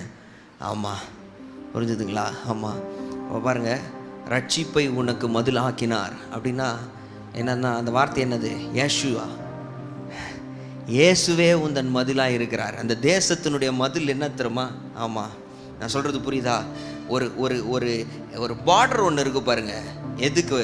சியோனுக்கும் வனாந்தரத்துக்கும் நடுவில் ஒரு பார்டர் இருக்குது. அந்த பார்டரே யாருன்னா இயேசு தான். ஆமேன். எத்தனை பேருக்கு நான் சொல்கிறது புரியுது? பார்டரே இயேசு தான். ஆமேன். ஆமாம், இயேசுவினுடைய நாமம் அப்படின்னா நாமோஸ் அப்படின்னு கிரேக்க மொழியில். நாமம் அப்படின்னா பேர்னு அர்த்தம். இன்னொன்று என்னன்னா கேரக்டர். சொல்லுங்க பார்க்கலாம். குணாதிசயங்கள். ஆமாம், இயேசுனுடைய குணாதிசயங்கள் தான் உன்னுடைய எல்லை. புரியுதா? உன் எல்லையை மீறி நீ எப்போ வெளியே போகிற வனாந்தரத்துக்கு? இயேசுனுடைய கேரக்டரில் நீ இல்லாமல் இருக்கும்போது. எத்தனை பேருக்கு நான் சொல்கிறது புரியுது? பொய் பேசும்போது, திருட்டுத்தனம் பண்ணும்போது, அயோக்கியத்தனம் பண்ணும்போது. புரிஞ்சுதுங்களா? ஆமே. மாம்சத்தால் நடக்கும் போதெல்லாம் எங்கே போகிறோம்? எங்கே போயிட்டோம் பாருங்க. you are going beyond the border which is not yours. உன்னுடையது இல்லாத இடத்துக்கு நீ வெளியே போற, வனாந்தரத்துக்கு போற. ஆமென். அதுதான் பாருங்க மதில். இயேசுவே உன் மதிலானார். ஆமென். இயேசுவே என் மதிலா இருக்கிறார். சொல்லுங்க பார்க்கலாம். இயேசுவே என் எல்லை, இயேசுவே என் மதில். ஆமென். அப்புறம் பாருங்க என்னவா? துதி எப்போதும் என் வாயில் இருக்கும், நாவில் இருக்கும். ஏன்னா சியோன்ல பார்த்தீங்கன்னா என்னன்னு கேட்டிங்கன்னா திருப்தியை உண்டு பண்ணிக்கொண்டே தேவன் இருப்பார். ஆமென். நான் போகிறேன் 2 வாரத்துக்கு முன்னால் கூட சொன்னேன். கிரிக்கெட் விளையாடும் போது, கிரிக்கெட் இப்போ நடக்குது பாருங்கள். மேட்ச்சில் போய் உட்காந்தோடனே நம்முடைய எந்த டீமோ அந்த டீமில் இருக்கிற ஆள் 6-4 அடித்தோடனே பாருங்கள், எங்கே இருக்க மாட்டீங்க, சீட்டில் உட்காரவே முடியாது. உங்களால் எழும்பி என்ன பண்ணுவோம்? கத்திக்கிட்டே இருப்போம். ஆமாம் தானே? நான் சொல்கிறது புரியுதா? அப்போ என்ன மன நிறைவு உண்டாவது பாருங்க. அந்த மாதிரி நீ சியோனிலே தரித்திருக்கும் போது அப்படின்னா என்ன அர்த்தம்னா, நீ இயேசுவிலே இருக்கும் பொழுது. ஆமென். ஏசாமி சொல்கிற விதத்தில் பரிசுத்த ஆவியானவர்னால நீ நடத்தப்படும் போது உன் வாழ்க்கை எப்படி இருக்கும்னு கேட்டால் துதினால் நிரப்பப்பட்டதாக இருக்கும். ஆமென். துதினால் நிரப்ப. You don't have to intentionally praise God. நீ தேவனை இன்டென்ஷனலாக கூட ப்ரைஸ் பண்ணணும், உயர்த்தணும், துதிக்கணும்னு அவசியம் இல்லை. நீ பரிசுத்த ஆவியானவர்னால நடத்தப்படும் போது தன்னாலவே உன் நாவில் என்ன இருக்கும்? துதி இருந்து கொண்டே இருக்கும். ஹல்லேலூயா. கரங்களை உயர்த்தினாலே இல்லையா சொல்லுங்களேன். கர்த்தர் நல்லவர், கர்த்தர் நல்லவர், கர்த்தர் நல்லவர். நாம் இருக்கிற இடத்துல அமர்ந்து கொள்வோம். இதுவரை நடத்தினவர் இனியும் அழகாய் மேன்மையாய் உன்னை வழி நடத்த வல்லவராய் இருக்கிறார். இன்றைய தினத்தில் அப்படியாக என்ன வார்த்தையை கொண்டு வரணும் போது ஆண்டவர் அப்படியாக இதுதான் சொன்னார். அதாவது அபவுட் த லைஃப் பார்ட்னர். அதாவது வாழ்க்கை துணையை தேடுகிறவர்கள், வாழ்க்கை துணையை தேடுகிறவர்கள், திருமணத்துக்கு காத்திருக்கிற பிள்ளைங்க இருப்பாங்கன்னா எப்படிப்பட்ட அந்த வாழ்க்கை துணையை தேட வேண்டும், எது தேவனுக்குள்ளாக சரியானது அப்படின்றத நம்ம என்ன செய்ய போகிறோம், நம்ம இன்றைக்கி தியானிக்க போகிறோம். என்னெல்லாம் முக்கியமான பாயிண்ட்ஸ் இருக்குது வசனத்தின் படியாக. நீதிமொழிகள் 18ஆம் அதிகாரம் 22வது வசனத்தை எடுக்கும் பொழுது, நீதிமொழிகள் 18:22, மனைவியை கண்டடைகிறவன் நன்மையை கண்டடைகிறான், கர்த்தரால் தயையும் பெற்றுக்கொள்ளுகிறான். whoever finds a wife finds the favor of God. தேவனுடைய தயவை அவன் பெற்றுக்கொள்ளுகிறவனாய் இருக்கிறானா? யாருன்னா மனைவியை கண்டடைகிறவன். அப்போ பாருங்கள், it is a choice that the man makes. ஒரு மனுஷனும் மனுஷியும் நிறைய பேர் நிறைய நேரத்தில் என்ன பண்ணுவாங்க, நான் ஜோம் பண்ணிட்டேன் பாஸ்டர், அடுத்தது எந்த மாப்பிள்ளை வராரோ, அடுத்தது எந்த பொண்ணு வருதோ அந்த பொண்ணு தான் எனக்கு ஆண்டவர் காண்பிக்கிற மகள், என் பிள்ளைக்கு ஆண்டவர் காண்பிக்கிற மகள், இல்லை என்னுடைய மகளுக்கு ஆண்டவர் காண்பிக்கிற மகன், அதுதான் நான் முடிவு பண்ணிட்டேன் அப்படின்றது. அப்படி கிடையாது. ஆண்டவரே நெக்ஸ்ட்டு யார் வர்றாங்களோ, இதுக்கு பாருங்கள் ஒரு வசனம் எங்கேருந்து எடுத்துக்குவாங்கன்னா, ஆபிரகாமு தன்னுடைய மகனாகிய யாருக்கு, ஈசாக்குக்கு ஒரு பிள்ளைய திருமணம் செய்ய வேண்டும் என்று சொல்லி தேடும் பொழுது, அப்போது ஆபிரகாம் என்ன செய்தார், தன்னுடைய வேலைக்காரனை அழைத்து, சொல்லப்போனால் தன்னுடைய மகனை போல நேசிக்கிறார் அந்த வேலைக்காரனை. ஆண்டவர் உன் சந்ததியை ஆசீர்வதிப்பேன்னு சொன்ன உடனே, அப்போது ஆபிரகாம் என்ன சொல்கிறாரு அப்படின்னு கேட்டால், ஆண்டவரே யார், இந்த எலியேசர் தானே அப்படின்றார். எலியேசர் அப்படின்ற பேர் புதிய ஏற்பாட்டில் பார்த்தீங்கன்னா லாசரு அப்படின்ற பேர், ரெண்டும் ஒரே பேர் தான். நிறைய பேருக்கு தெரியாதுல்ல, எலியேசரும் லாசரு அப்படின்ற பேரும் ஒன்று தான். அர்த்தம் என்னன்னா, எல்ஏசர் அப்படின்னா எல்னா தேவன், ஏசர் அப்படின்னா நண்பன், தேவனுடைய நண்பன். லாசரஸ்னாலும் என்ன அர்த்தம்னு கேட்டால் தேவனுடைய நண்பன், ஆண்டவருடைய நண்பன் அப்படின்றது தான், ஃப்ரெண்ட் ஆஃப் காட் அப்படின்றது தான் அதனுடைய அர்த்தம். அதில் பாருங்கள், புதிய ஏற்பாட்டில் ஏசாமிக்கு ஒரு நண்பன் இருந்தான். அவன் பேர் என்ன, தீர்க்க தரிசனமும் கூட பாருங்கள், அவன் பேர் லாசரு. அவன் தானே மரித்து போனான் மூன்றாம் நாள், அவனுக்காக தான் கண்ணீர் விட்டார் ஆண்டவர். அப்போ பாருங்கள், அது அவனுடைய வாழ்க்கையை தீர்க்க தரிசனங்க. என்னன்னா, இவன் நண்பனாக இருக்கிறான் யாருக்கு, இயேசுவுக்கு நண்பனாக இருக்கிறான். யார் அவர், தேவனுடைய நண்பன். புரிஞ்சுதுங்களா, கவனிக்கிறீங்களா? அதே மாதிரி அந்த கதையை சொல்லும் போது சொல்கிறாரு, பிச்சைக்காரன் லாசரு என்று சொல்லுகிறார். அவன் வார்த்தையிலே பலம் உள்ளவனாக இல்லாதவனாக இருந்தாலும், பிச்சைக்காரன்றது எதை குறிக்குதுன்னு கேட்டிங்கன்னா, பரிசேயர்களை போல் பயங்கரமாக என்னது படித்து கிடிச்சு பைபிளெல்லாம் மனப்பாடமாக பண்ணி வைக்காதவன் தான். அவங்ககிட்ட ஒன்றும் இல்லை, கேட்குறீங்களா? ஆனால் அவனுடைய பேர் என்னது, தேவனுடைய நண்பன். அவர் சொல்லுகிற விதமாய் அவன் நடக்கிறவனாய் தன்னை ஒப்புவித்ததினாலே. ஆமேன். எத்தனை பேருக்கு நான் சொல்கிறது புரியுதுங்க? அவன் எங்கே இருக்கிறான், ஆபிரகாம் மடியில் போய் உட்காந்தான். யார் தேவனுடைய நண்பன்? முதல்ல பைபிளில் ஒருத்தனை தேவனுடைய நண்பன் ஆண்டவர் சொல்கிறார். எந்த மனுஷனை? ஆபிரகாம். ஏன் தேவனுடைய நண்பனானா, ஏன்னா தேவன் சொல்லுகிற விதமாய் அவன் நடந்தான். அதுக்கு காரணம்னா அவன் விசுவாசித்தான். ஆமேன். விசுவாசன்ற வார்த்தையை என்ன அர்த்தம்னு கேட்டால், தேவன் சொல்லுகிற வார்த்தை இவர் சொன்னார்னா இதுதான் சரி அப்படின்னு சொல்லி அதன்படியாக முடிவெடுக்கிற தன்மை தான் விசுவாசம். அதனால தான் கிரியை இல்லாத விசுவாசம். அப்படின்னா என்ன அர்த்தம்னா, கிரியை இல்லாத விசுவாசன்றது விசுவாசமே கிடையாது. கிரியை இல்லாத விசுவாசன்றது விசுவாசமே கிடையாது. ஏன்னு கேட்டால், ஆண்டவர் எப்பயுமே பார்த்தா அவரை விசுவாசிக்கும் பொழுது அவர் வழி நடத்துகிறவராக இருப்பார். என்னையும் என் குடும்பத்தையும் பாதுகாப்பார் ஆண்டவர்னு சொல்லி நோவா விசுவாசித்திருக்க முடியும். ஆனால் தேவன் கொடுத்த இன்ஸ்ட்ரக்ஷன் படி என்ன கட்டணும், பேழையை கட்டுறது, அதுதான் அங்கே கிரியை. புரிஞ்சுதுங்களா? இன்றைக்கும் ஆண்டவர் என்ன பண்ணுறாரு, என்னை ரட்சித்திருக்கிறார் என்று சொல்லி விசுவாசிக்கிற இருதயத்திலே விசுவாசிக்கப்படும், நாவினாலே அறிக்கை செய்யப்படும். நாவில் அறிக்கை செய்யும் போது இயேசு கிறிஸ்துவே எனக்கு ஆண்டவராக இருக்கிறாரு, என் பாவங்களுக்காக அவர் தம்மை தாமே சிலுவையில் அறையும்படியாக ஒப்புவித்தார், எனக்காக ஜீவனை ஈந்தார், மரித்தார், அடக்கம் செய்யப்பட்டார், 3ஆம் நாளிலே உயிர் தெழுந்தார் என்று நாவிலே அறிக்கை செய்யும் பொழுது, கேட்டிங்களா, ரட்சிப்பு உண்டாகிறது. இருதயத்தில் விசுவாசிக்கிறதுனால என்ன உண்டாகுதுன்னா நீதி உண்டாகுது. வசனம் தான் சொல்லுது, நீதி உண்டாக இருதயத்தில் விசுவாசிக்கப்படும், ரட்சிப்பு உண்டாக நாவினாலே அறிக்கை செய்யப்படும் என்று வசனம் சொல்லுகிறது. எத்தனை பேருக்கு நான் சொல்கிறது புரியுது? ஆமாம், இருதயத்தில் வச்சுக்கோங்க. அப்போ இங்கே வசனம் என்ன சொல்லுது பாருங்க, மனைவியை கண்டடைகிறவன் என்ன செய்கிறான்னா நன்மையை கண்டடைகிறான். அப்போது அங்கே வாசிக்கும் போது அந்த மனுஷனை குறித்து பார்க்கும்போது அவர் யார் அனுப்புகிறாரு? எலியேசரை அனுப்புகிறாரு. எலியேசர் போகும்போது என்ன சொல்கிறான் பாருங்கள், என்னுடைய எஜமானனுடைய தேவனாகிய கர்த்தர் அவருடைய தூதனை அனுப்புகிறேன் என்று சொல்லியிருக்கிறார். யார் சொல்லி அனுப்பிச்சார்? ஆபிரகாம் சொன்னார், நீ போ, என் தேவன் அவருடைய தூதனை உனக்கு முன்பாக அனுப்புகிறார், நீ போகும் காரியத்தில் வாய்க்க செய்வார் அப்படின்னும் போது அங்கே ஒரு காரணம் ஒன்று இருக்குது. என்னன்னு கேட்டால், அதாவது மற்ற ஜனங்க, புறஜாதியில் இருக்கிற ஜனங்க மத்தியிலேருந்து என்ன எடுக்கக்கூடாதுன்னு பார்க்குறாரு, பெண் கொள்ளக்கூடாது தன்னுடைய பையனுக்குன்னு அதை சொல்லுகிறார் அவர். ஆபிரகாம் சொல்லும் போதே சொல்கிறாரு, இவர்கள் மத்தியில் வேணாம் என் பையனுக்கு, அதனால் நீ எங்கே போ, என்னுடைய வீட்டார் இடத்துக்கு போ.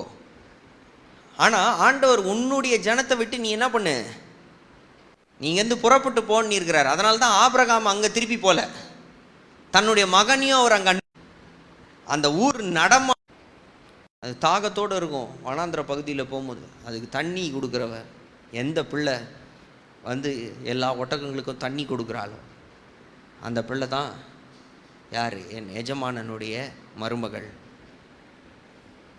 அப்படின்னு சொல்லி போன உடனே பார்த்தா தாகமாக வந்திருக்குதுன்னு, வாங்க எங்கே இதில் இருக்குது கிணறுலேருந்து நான் தண்ணீர் நான் எடுத்து ஊற்றுறேன்னு சொல்லி என்ன பண்ணுறா, ஒரு ஒட்டகம் 1/2 லிட்டர் தண்ணியாக கொடுக்கும்.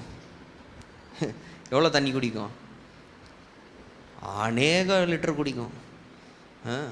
இதில் ஒட்டகத்துக்குனுடைய ஒரு ஸ்பெஷாலிட்டி என்னன்னு கேட்டிங்கன்னா, மற்ற மிருகங்களாவது தண்ணியை கம்மியாக குடிக்கும், ஒட்டகம் ஜாஸ்தி குடிக்கும். ஏன்னு கேட்டிங்கன்னா, அது முதுகில் அந்த அம்பு இருக்கும், பார்த்துருக்கீங்களா?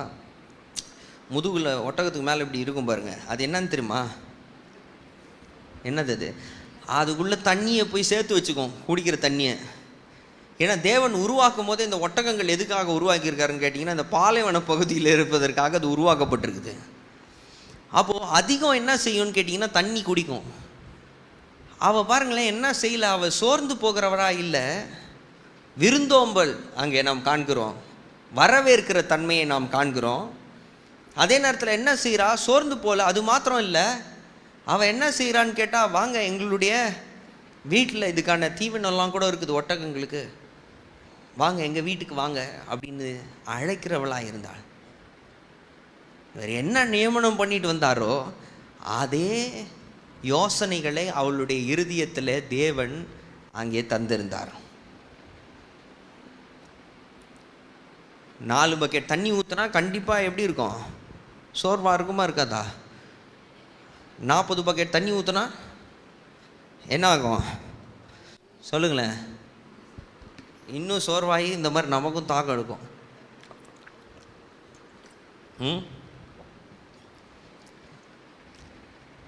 அவ்வளவு தண்ணீர் எடுத்து ஊற்றி பாருங்கள், வீட்டுக்கும் அழைக்கிற தன்மை.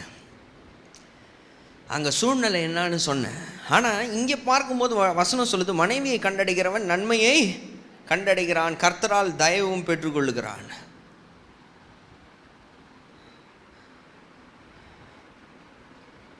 அவள் சௌந்தரியம் உள்ளவளாக இருந்தாள், அவள் அழகானவளாக இருந்தாள்.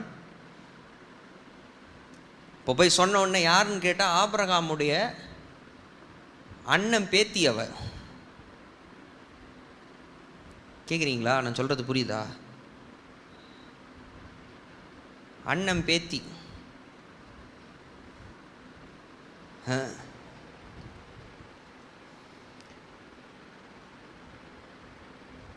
அப்போ பார்த்தீங்கன்னா உடனே அவர் சொன்னபோது உடனே என்னன்னா, இவர் தான் என்ன பண்ணார், நகையெல்லாம் வரதட்சணை யார் கொடுத்தாங்க தெரியுமா?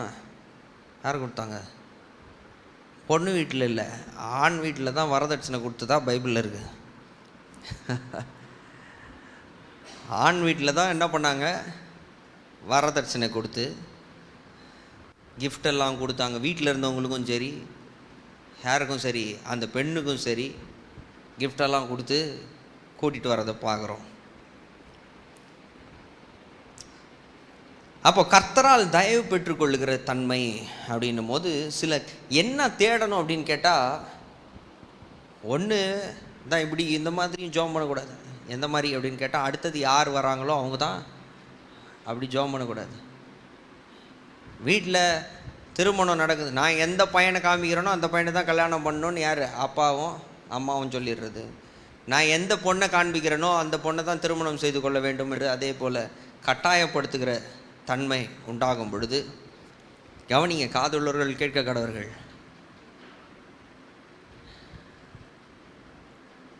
என்னான்னு கேட்டால் ஒரு வார்த்தை கூப்பிட்டு அந்த பிள்ளைங்க கிட்ட கேட்கறது கூட கிடையாது. அப்படிலாம் இருக்குது நிறைய இடத்துல.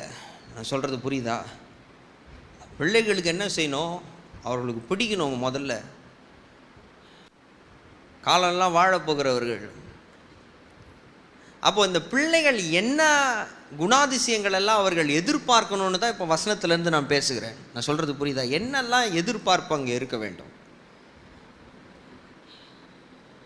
இதுதான் இப்போ நம்ம தியானிக்கிறோம். எதிர்பார்ப்புகள் இல்லை. ஒரு தாய் தகப்பனா கூட நீங்கள் எதை அந்த மகனோ இல்லை அந்த மகளோ அவளிடத்துல எந்த விதமான குணாதிசயங்களை நீங்கள் எதிர்பார்க்க வேண்டும் என்று சொல்லி தான் இந்த வசனம் சொல்லுது. கர்த்தரால் தயை பெற்றுக்கொள்ளுகிற ஒரு தன்மை, அது கர்த்தரால் வருகிற ஃபேவர், அதுதான் தயை அப்படின்னும் போது என்னன்னு கேட்டிங்கன்னா அனுக்கிரகம். தேவனால் வருகிற அனுக்கிரகமாக மனைவியை கண்டடைகிறவன் தேவனிடத்தில் அனுக்கிரகத்தை கண்டடைகிறான். ஏன்னு கேட்டிங்கன்னா ஆதியாகமம் 2ஆம் அதிகாரம் 18வது வசனத்தில் வாசிக்கும் பொழுது, பின்பு தேவனாகிய கர்த்தர் மனுஷன் தனிமையாக இருப்பது நல்லதல்ல, ஏற்ற துணையை அவனுக்கு உண்டாக்குவேன் என்றார். மனுஷன் தனியாக இருக்கிறது நல்லதில்லைன்னு தேவன் முடிவு பண்ணியிருக்கிறார். ஆமேன். ஆமாம். அதனால தான் அப்போஸ்தலனாகிய பவுல் எழுதும் போது எழுதுகிறாரு. என்னன்னு கேட்டால் 2 இடத்துல வசனங்களில் எழுதுகிறார். ஒன்று சொல்கிறாரு, தேவனால் நடத்தப்படுறவன் தனியாகவே இருந்துட்டா கூட நல்லதுன்னு ஒரு வசனம் இருக்குது. இதை பிடிச்சிக்கிறாங்க நிறைய பேர். இதை பிடிச்சிட்டு திருமணம் செய்து கொள்ளக்கூடாதுன்னு சிலர் உபதேசிப்பாங்களாம். என்ன உபதேசிப்பாங்களாம்? திருமணம் செய்து கொள்ளக்கூடாதுன்னு உபதேசிப்பாங்க.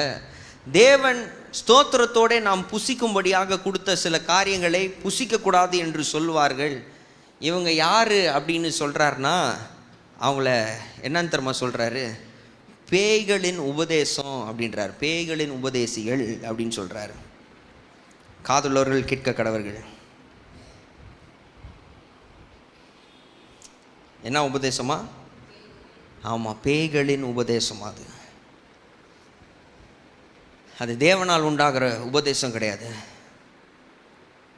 திருமணம் ஆயிருக்கிறவங்கள பிரித்து வைக்கிறது, சில இது இருக்கும் பாருங்கள். ஊழியத்துக்கு பாஸ்டர் நாங்கள் ஊழியத்துக்கு கணவனும் மனைவியும் ஒப்பு கொடுத்துருக்கோம் அப்படின்றாங்கன்னு வச்சுக்கோங்க. இப்போ அவங்கள பிடிச்சி, நீங்கள் ஹஸ்பண்ட் நீங்கள் எங்கள் ஆப்பிரிக்காவில் போய் ஊழியம் செய்யுங்க, மனைவியை நீங்கள் அண்டார்டிகாவில் போய் ஊழியம் செய்யுங்க, இப்படி அனுப்பக்கூடாது. காதுள்ளவர்கள் கேட்க கடவர்கள். கணவனும் மனைவியும் பிரிந்திருக்கிறது நல்லதில்லை அப்படின்னு வசனம் சொல்லுது. அவங்க ஒன்றா தான் இருக்கணும், ஒரு இடத்துல தான் இருக்கணும். அதனால தான் நான் அடிக்கடி சபையில் கூட சொல்லும் போது நான் சொல்வேன்,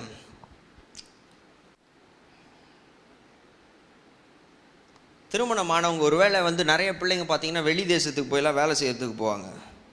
நீ வெளி தேசத்துக்கு போய் வேலை செய்ய போகிறேன்னா நீ என்ன செய்யி, உன்னுடைய மனைவியை என்ன பண்ணு, நீ அழைத்துட்டு போகிறதுக்கான வழியை தான் பார்க்கணும். கேட்குறீங்களா? ஒன்றா தான் இருக்கணும். அதுக்கு என்னெல்லாம் ஸ்டெப்ஸ் எடுக்கணுமோ அந்த ஸ்டெப்ஸ் எல்லாம் எடுக்க ஆரம்பிங்க. காதுள்ளவர்கள் கேட்க கடவர்கள். நான் சொல்கிறது புரியுதா? கணவன் ஒரு ஊர்லேயும் மனைவி ஒரு ஊர்லேயும் இருக்கிறது தேவனுடைய திட்டம் கிடையாது, தேவனுடைய சித்தம் கிடையாது. அதை முதல்ல தெரிஞ்சுக்கணும். ஆண்டவர் பாருங்கள் பிரதர், என்னை ஆசீர்வதிச்சு என்னை வெளி தேசத்துக்கு கொண்டு போயிட்டாரு. உங்கள் மனைவி பிரதர் அவங்க அங்கே ஊரில் இருக்காங்க, ஒன்றா இருக்கணும். ஆமேன். இதுதான் தேவனுடைய திட்டம். அப்படி இருக்கும்போது அப்போது நீங்கள் என்னெல்லாம் அங்கே குணாதிசயங்கள் அப்படின்னும் போது என்னான்னு கேட்டால் அதுக்கு எங்கே போகலான்னு கேட்டிங்கன்னா சங்கீதம் 128க்கு நம்ம போவோம். நான் அழகான ஒரு சங்கீதம் பாருங்கள். கல்யாணத்தில் எல்லா கல்யாணத்துலேயும் படிப்பாங்க. ஒரு ஆளை கூப்பிட்டு இதை படிக்க சொல்லுவாங்க, இந்த வசனத்தை படிப்பாங்க. திருமணங்களில் மிக முக்கியமாக என்ன பண்ணுறது பயன்படுத்தப்படுகிற ஒரு வசனம் அப்படின்னு சொன்னால் அது மிகையாகாது. எடுத்துக்கொள்வோமே, கர்த்தருக்கு பயந்து அவர் வழிகளில் நடக்கிற மனுஷன் பாக்கியவான். அப்போது மனுஷன் அப்படின்னும் போது பெண் பிள்ளைகள் வைத்திருக்கிற பெற்றோர், பெண் பிள்ளைகளாக இருக்கிறவர்கள், நீங்கள் உங்களுக்கான துணையை நாடும் பொழுது, தேடும் பொழுது, வீட்டில் தேடுறாங்க, ஒரு மாப்பிள்ளை வரன் வந்திருக்குது அப்படின்னா, அப்போ என்ன குணாதிசயங்களில் முதல் குணாதிசயத்தை நீங்கள் காண வேண்டும் என்று சொன்னால், கர்த்தருக்கு பயந்து. பயந்து அப்படின்ற வார்த்தை என்னன்னு கேட்டிங்கன்னா, யாரே அப்படின்ற வார்த்தை. சொல்லுங்கள் பார்க்கலாம், என்ன வார்த்தை? யாரே. யாரே அப்படின்னு, YARE, யாரே. யாரே அப்படி படிக்கும்போது YAWRAY அப்படி தான் படிக்கணும். யாரே அப்படின்னா என்னன்னா, மாரலி ரெவரண்ட் அப்படின்னு சொல்லலாம். ரெவரன்ஸ் அப்படின்னாலே என்னென்னா, தேவனுக்கு பயப்படுற பயம்னா நிறைய பேர் என்ன நினச்சிக்கிறோம், ஐயோ ஆண்டவர் கண்ணு குத்திடுவோம், சாமி கண்ணு குத்திடுவார், அந்த பயம் இல்லை. ஆண்டவர் அடிச்சிருவார், ஆண்டவர் கொன்னுருவார் அப்படின்ற பயம் கிடையாது. என்ன பயம் அப்படின்னு கேட்டால், தேவன் மேலே வைத்திருக்கிற என்னது கனம், அது பேர் மரியாதை, கனம் செலுத்துகிற தன்மை. அப்போ கர்த்தரை கனப்படுத்துகிற தன்மை. இப்போ எதில் ஒழுங்காக சபைக்கு போகிறீங்களா அப்படின்னு கேட்டிங்கன்னா, போவாங்க, முடியலன்னா கூட மாதத்துக்கு ஒரு தடவையாவது போயிடுவோம் அப்படின்னா நீங்கள் தெரிஞ்சுக்கலாம்.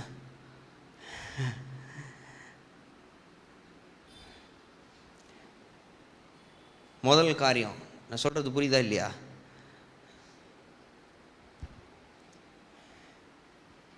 அப்போ என்ன இருக்கணும் அங்கே?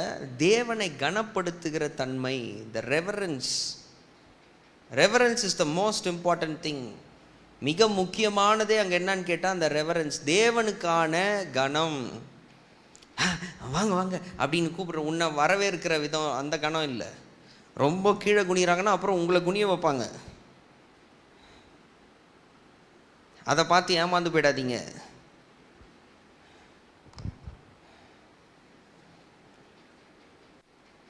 நிலைவரமாக இருக்கணும். எந்த ஒரு காரியமும் நிலைவரமாக இருக்கணும்னா தேவனை சார்ந்ததாக இருந்தால் அது நிலைவரமாக இருக்கும். ஆமென். அப்போது தேவனுக்கு பயப்படுகிற பயம்னா யார்? இயேசு கிறிஸ்துவை பற்றி கொண்டவர்களாக இருக்க வேண்டும், முதல் காரியம். அப்போது 2 கொரிந்தியர் 6:14 வாசிக்கும் போது வசனத்தில் வாசிக்கிறோம், அந்நிய நுகத்தில் அவிசுவாசிகளுடன் பிணைக்கப்படாது இருப்பீர்களாக. அந்நிய நுகத்தில், நுகம் அப்படின்னும் போது ஒன்றிணைக்கப்படுகிற தன்மை. அந்நிய நுகம் அப்படின்னும் போது அவிசுவாசம். யார் அவிசுவாசின்னா? இயேசு கிறிஸ்துவை பற்றி கொள்ளாமல் இருக்கிறவர்கள்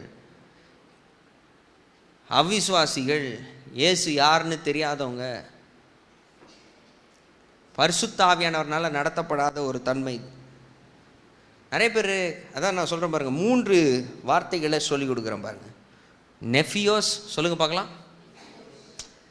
டெக்னான், ஹியோயிஸ். சொல்லுங்கள் பார்க்கலாம். நெஃபியோஸ், டெக்னான், ஹியோயிஸ். இது 3 கிரேக்க மொழியில் இருக்கிற வார்த்தை. நெஃபியோஸ்னால் என்னன்னா, பிறந்த குழந்தை. பிறந்த குழந்தை, கை குழந்தை. டெக்னான் அப்படின்னா சிறு பிள்ளை. யோயிஸ் அப்படின்னா குமாரன், வளர்ந்து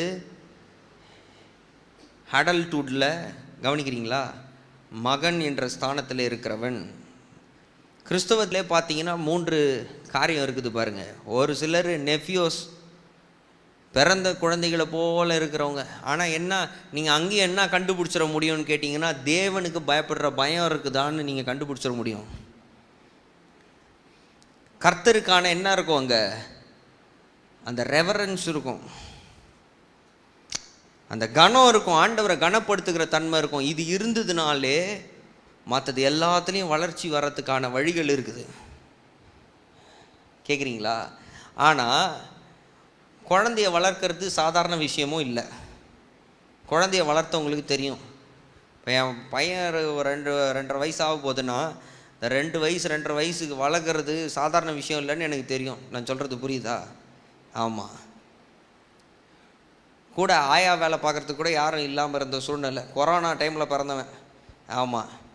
குளிப்பாட்டுறதுக்கு வீட்டில் யாரும் கிடையாது. நான் தான் அவனை என்ன செய்தேன்? ஆமாம், குளிப்பாட்டினேன். ஏன்னா மனைவிக்கு அவளுக்கு ஆப்ரேஷன் பண்ணி வந்திருக்கும் போது அவளால் ரொம்ப ஸ்ட்ரெயின் பண்ண முடியாதுன்னவே அவனை நான் தான் குளிப்பாட்டினேன். பிறந்த குழந்தைய அது வீட்டுக்கெல்லாம் ஆயாங்க வந்து என்ன பண்ணுவாங்க, குளிப்பாட்டுவாங்கல்ல. அதான் நான் சொல்லுவேன், எந்த ஆயாவும் கிடைக்கல, ஆனால் நல்ல ஒரு ஆயாவை கொடுத்தாரு பிள்ளைய குளிப்பாட்டுறதுக்கு, நான் தான் அந்த ஆயா அப்படின்னு. இதில் தலை நிற்காத பிள்ளைய தூக்குனது கிடையாது. ஒரு கையில் பிடிச்சிட்டு ஒரு கையில் தண்ணி ஊற்றுற கிருபைய தேவன் கொடுத்தாரு. ஆமேன். ஆமாம், கவனிங்க. அப்போது அந்த மாதிரி எல்லாத்தையுமே ஒவ்வொன்றா கட்டி எழுப்ப வேண்டியதாகிடும் நெஃப்யோஸாக இருந்தால். புரிஞ்சுதுங்களா? பிறந்த குழந்தைய போல் சிலர் இருப்பாங்க. வெறும் என்ன இருக்கும்னா ஆண்டவருக்கான விசுவாசம் இருக்கும், அவ்வளோதான். வேறு எந்த வளர்ச்சியும் இருக்காது. சும்மா சர்ச்சுக்கு வருவாருங்க, எனக்கு ஆண்டவர் ஏசாமி தான் அப்படின்னு. அது குழந்தை தன்மை. அடுத்தது டெக்னான், சிறு பிள்ளைகளை போல் இருக்கிற தன்மை. அங்கே மெச்சூரிட்டி இருக்காது. நான் சொல்கிறது புரியுதா? மெச்சூரிட்டின்றது வயசுனால வரல, ஆவியில் தேவனுக்குள் வளர்கிற தன்மை, பரிசுத்த ஆவியானவர்னால் நடத்தப்பட ஒப்புவியாத தன்மை. எவ்வளவு விஷயங்களில் பரிசுத்த ஆவியானவர்னால் ஒப்புவிக்கிறாங்களோ, ஆமேன், எல்லாவற்றிலும் தேவனால் நடத்தப்படுகிறவர்களாக இருக்கிறவங்க என்னன்னு கேட்டிங்கன்னா அவர்கள் தான் தேவனுடைய ஆவியினால் நடத்தப்படுகிறவர்கள். எவர்களோ அவர்கள் தேவனுடைய புத்திரர்கள். அந்த புத்திரன்ற வார்த்தை தான் யோயிஸ்ன்ற வார்த்தை, மெச்சோர்ட் கிறிஸ்டியன். புரிஞ்சுதுங்களா? எத்தனை பேருக்கு புரியுது? அப்போ இந்த மூன்றாவது விதத்தில் இருக்கிற பிள்ளை கிடைச்சா ரொம்ப சந்தோஷம். தேவனால் செயல்படுறதுக்கும், ஊழியத்தின் பாதையாக இருக்கட்டும், வேலையின் காரியங்களாக இருக்கட்டும், எல்லாத்துலேயும் செழிப்பை பார்க்க முடியும். அழகாக இருக்கும் அந்த வாழ்க்கை, போயிடும். இல்லை குழந்தைகளாக இருக்கிறவங்க, பிறந்த குழந்தைய போல் இருக்கிறவங்கன்னா அதை தொடர்ந்து பலப்படுத்தி எழுப்பி கொண்டு வர வேண்டிய அவசியம் இருக்கும். டெக்னான் சொன்னது போல் சிறு பிள்ளைகளை போல் இருந்தாங்கன்னா அங்கே அதிகம் என்ன உங்களுக்கு தேவைன்னு கேட்டிங்கன்னா நீடிய பொறுமை உங்களுக்கு ஜாஸ்தி தேவை. கவனிக்கிறீங்களா? சில முட்டாள்தனமான முடிவுகள் எடுக்கும் போதும் நீங்கள் நிதானித்து தான் போகணும். அந்த நேரத்தில் என்ன வசனம் இப்படி போட்டிருக்குது, அறிவில்லை உனக்கு அப்படின்னீங்கன்னா நீங்களும் எப்படி இருக்கீங்க? நீங்களும் டெக்னான் தான். நீடிய பொறுமையோடு கர்த்தருக்கு எது பிரியம்னு நம்ம யோசிச்சு செய்வோம். தேவனுக்கு பிரியம் இல்லாததை நம்ம செய்ய வேணாம், இப்படி உந்தி தள்ளுகிறவர்களாய். So you have to identify யார் புத்திரர்களாக இருக்கிறார்கள் என்று சொன்னால், இந்த மனநிலை உடையவர்கள் தேவனுடைய ஆவினால் நடத்தப்படுறவங்க தான் புத்திரர்களாக இருக்கிறாங்க. அப்போ அவங்க நிதானிக்கிறவர்களாக இருக்கிறாங்க. நீங்கள் என்ன செய்வீங்கன்னா, யூ வில் டிசர்ன் இட், நீங்கள் பகுத்தறிவீர்கள் எப்படிப்பட்டவங்கன்னு. இதில் பிறக்காதவர்களே இருக்கிறாங்க சிலர். யாருன்னு கேட்டால் வீட்டில் ஒருத்தர் தான் ரட்சிக்கப்பட்டிருப்பீங்க, கணவன் ரட்சிக்கப்படாதவராக இருப்பார். ஏற்கனவே திருமணமானவங்களுக்கு அவர் ரட்சிக்கப்படலைங்க அதனால் நான் விட்டு போயிடுறேன், அப்படி இருக்கக்கூடாது. அந்த மாதிரி இல்லை. நான் சொல்கிறது புரியுதா? அப்போ நீ என்ன செய்யணும்? மனைவி தன்னுடைய நன்னடக்கையினால் புருஷனை ஆதாயப்படுத்தி கொள்கிறாள். கணவன் ஒருவேளை நீங்கள் ரட்சிப்பில் இருப்பீங்கன்னா ரொம்ப நல்லது. கர்த்தருக்கு பயப்படுகிற மனுஷன் இவ்விதமாக ஆசீர்வதிக்கப்படுவான்னு தான் வசனம் சொல்லுது. அப்போ தொடர்ந்து உங்களுடைய செயல்பாடுகளில் நீங்கள் நடக்கிறத பார்த்து அங்கே பார்த்தீங்கன்னா ரட்சிப்புக்கான வழி உண்டாயிடும். ஏன்னா வசனம் அது போட்டிருக்கு, ரட்சிக்கப்பட்ட கணவன் நிமித்தம் மனைவி பரிசுத்தமாக்கப்படுகிறாள், ரட்சிக்கப்பட்ட மனைவி நிமித்தமாய் கணவன் பரிசுத்தமாக்கப்படுகிறான் அப்படின்னு வசனம் இருக்கு. கேட்குறீங்களா? காதுள்ளவர்கள் கேட்க கடவர்கள். ஆனால் குழியில் விழுந்தவங்க, நான் சொல்கிறது புரியுதா, மேலே வரணும்னு பார்க்கலாம். ஆனால் நான் போய் விழுவுறதே குழியில் தான் விழ போகிறேன்னு போகக்கூடாது. நான் சொல்கிறது புரியுதா? ஆமாம், ரெண்டுத்துக்கும் வித்தியாசம் இருக்குது. குழியில் இருக்கிறவங்க நான் தப்பிச்சுக்கணும், வெளியே வரணும். என்ன நீ உன் மைண்டே என்னன்னா, நான் குழியில் விழுந்துருவேன் அப்புறம் மேலே தூக்கின்னு வந்துடுவாங்க என்ன அப்படின்னு போனால் அது என்னது? அதுதான் என்னன்னு சொல்கிறது, முட்டாள்தனம். அதனால தான் இங்கே சொல்கிறார், அந்நிய நுகத்திலே அவிசுவாசிகளோடு பிணைக்கப்படாது இருப்பீர்களாக. ஹிருதய பலகையில் அதை வச்சுக்கோங்க, அந்நிய நுகத்தில் அவிசுவாசிகளோடு பிணைக்கப்படாது இருப்பீர்களாக. அநீதிக்கும் அநீதிக்கும் சம்பந்தம் ஏது? ஒளிக்கும் இருளுக்கும் ஐக்கியம் ஏது? அடுத்தது அடுத்த வசனத்தில் 2 கொரிந்தியர் 6:15 வாசிக்கிறோம், கிறிஸ்துவுக்கும் பேலியாளுக்கும் இசைவேது? அவிசுவாசியுடனே விசுவாசிக்கு பங்கு ஏது? தேவனுடைய ஆலயத்துக்கும் விக்கிரகங்களுக்கும் சம்பந்தம் ஏது? தேவனுடைய ஆலயம் நீ தான், உனக்கும் விக்கிரகங்களுக்கும் சம்பந்தம் ஏது? நான் அவர்களுக்குள்ளே வாசம் பண்ணி, ஆண்டவர் என்ன சொல்கிறாரு? நான் அவர்களுக்குள்ளே வாசம் பண்ணி. இதுதான் புதிய உடன்படிக்கை. பழைய உடன்படிக்கையில் இப்படி இல்லை. பழைய உடன்படிக்கையில் ஆண்டவர் மனுஷனுக்குள்ளே வந்து வாசம் பண்ணல. சிலர் சொல்லும் போது சிலரை தேர்ந்தெடுத்து அவங்களுக்குள்ளே வந்தாருன்னு. அவங்களுக்குள்ளே வரல, அவங்க மேலே தான் கடந்து வருவார். கவனிங்க, நான் சொல்கிறது புரியுதா? ஏன்னா அதுக்கான பாசிபிலிட்டியே இல்லை பழைய உடன்படிக்கையில். அதனால தான் புதிய சிருஷ்டிப்புகளாக ஒருவன் மீண்டுமாய் பிறக்காவிட்டால் அப்படின்றாரு, மறுபடியும் பிறக்கிற தன்மை. ஆமேன். அதுக்கு தான் நம்ம என்ன எடுக்கிறோம்? ஞானஸ்நானம் எடுக்கிறோம். அப்போ மீண்டுமாய் பிறக்கிற எவனும் புதிய சிருஷ்டியாக இருக்கிறான். அப்படின்னா என்னன்னு கேட்டிங்கன்னா, அவனுக்குள்ளே இயேசு கிறிஸ்துவை பற்றி கொண்டது நிமித்தமாய் அவனுக்குள்ளே இருந்த ஆவி இப்பொழுது பரிசுத்த ஆவியானவராய் மாறி இருக்கிறார். அவன் ஆவியோடு கூட ஒன்றாக இசைந்திருக்கிறார். ஆமேன். கவனிக்கிறீங்களா?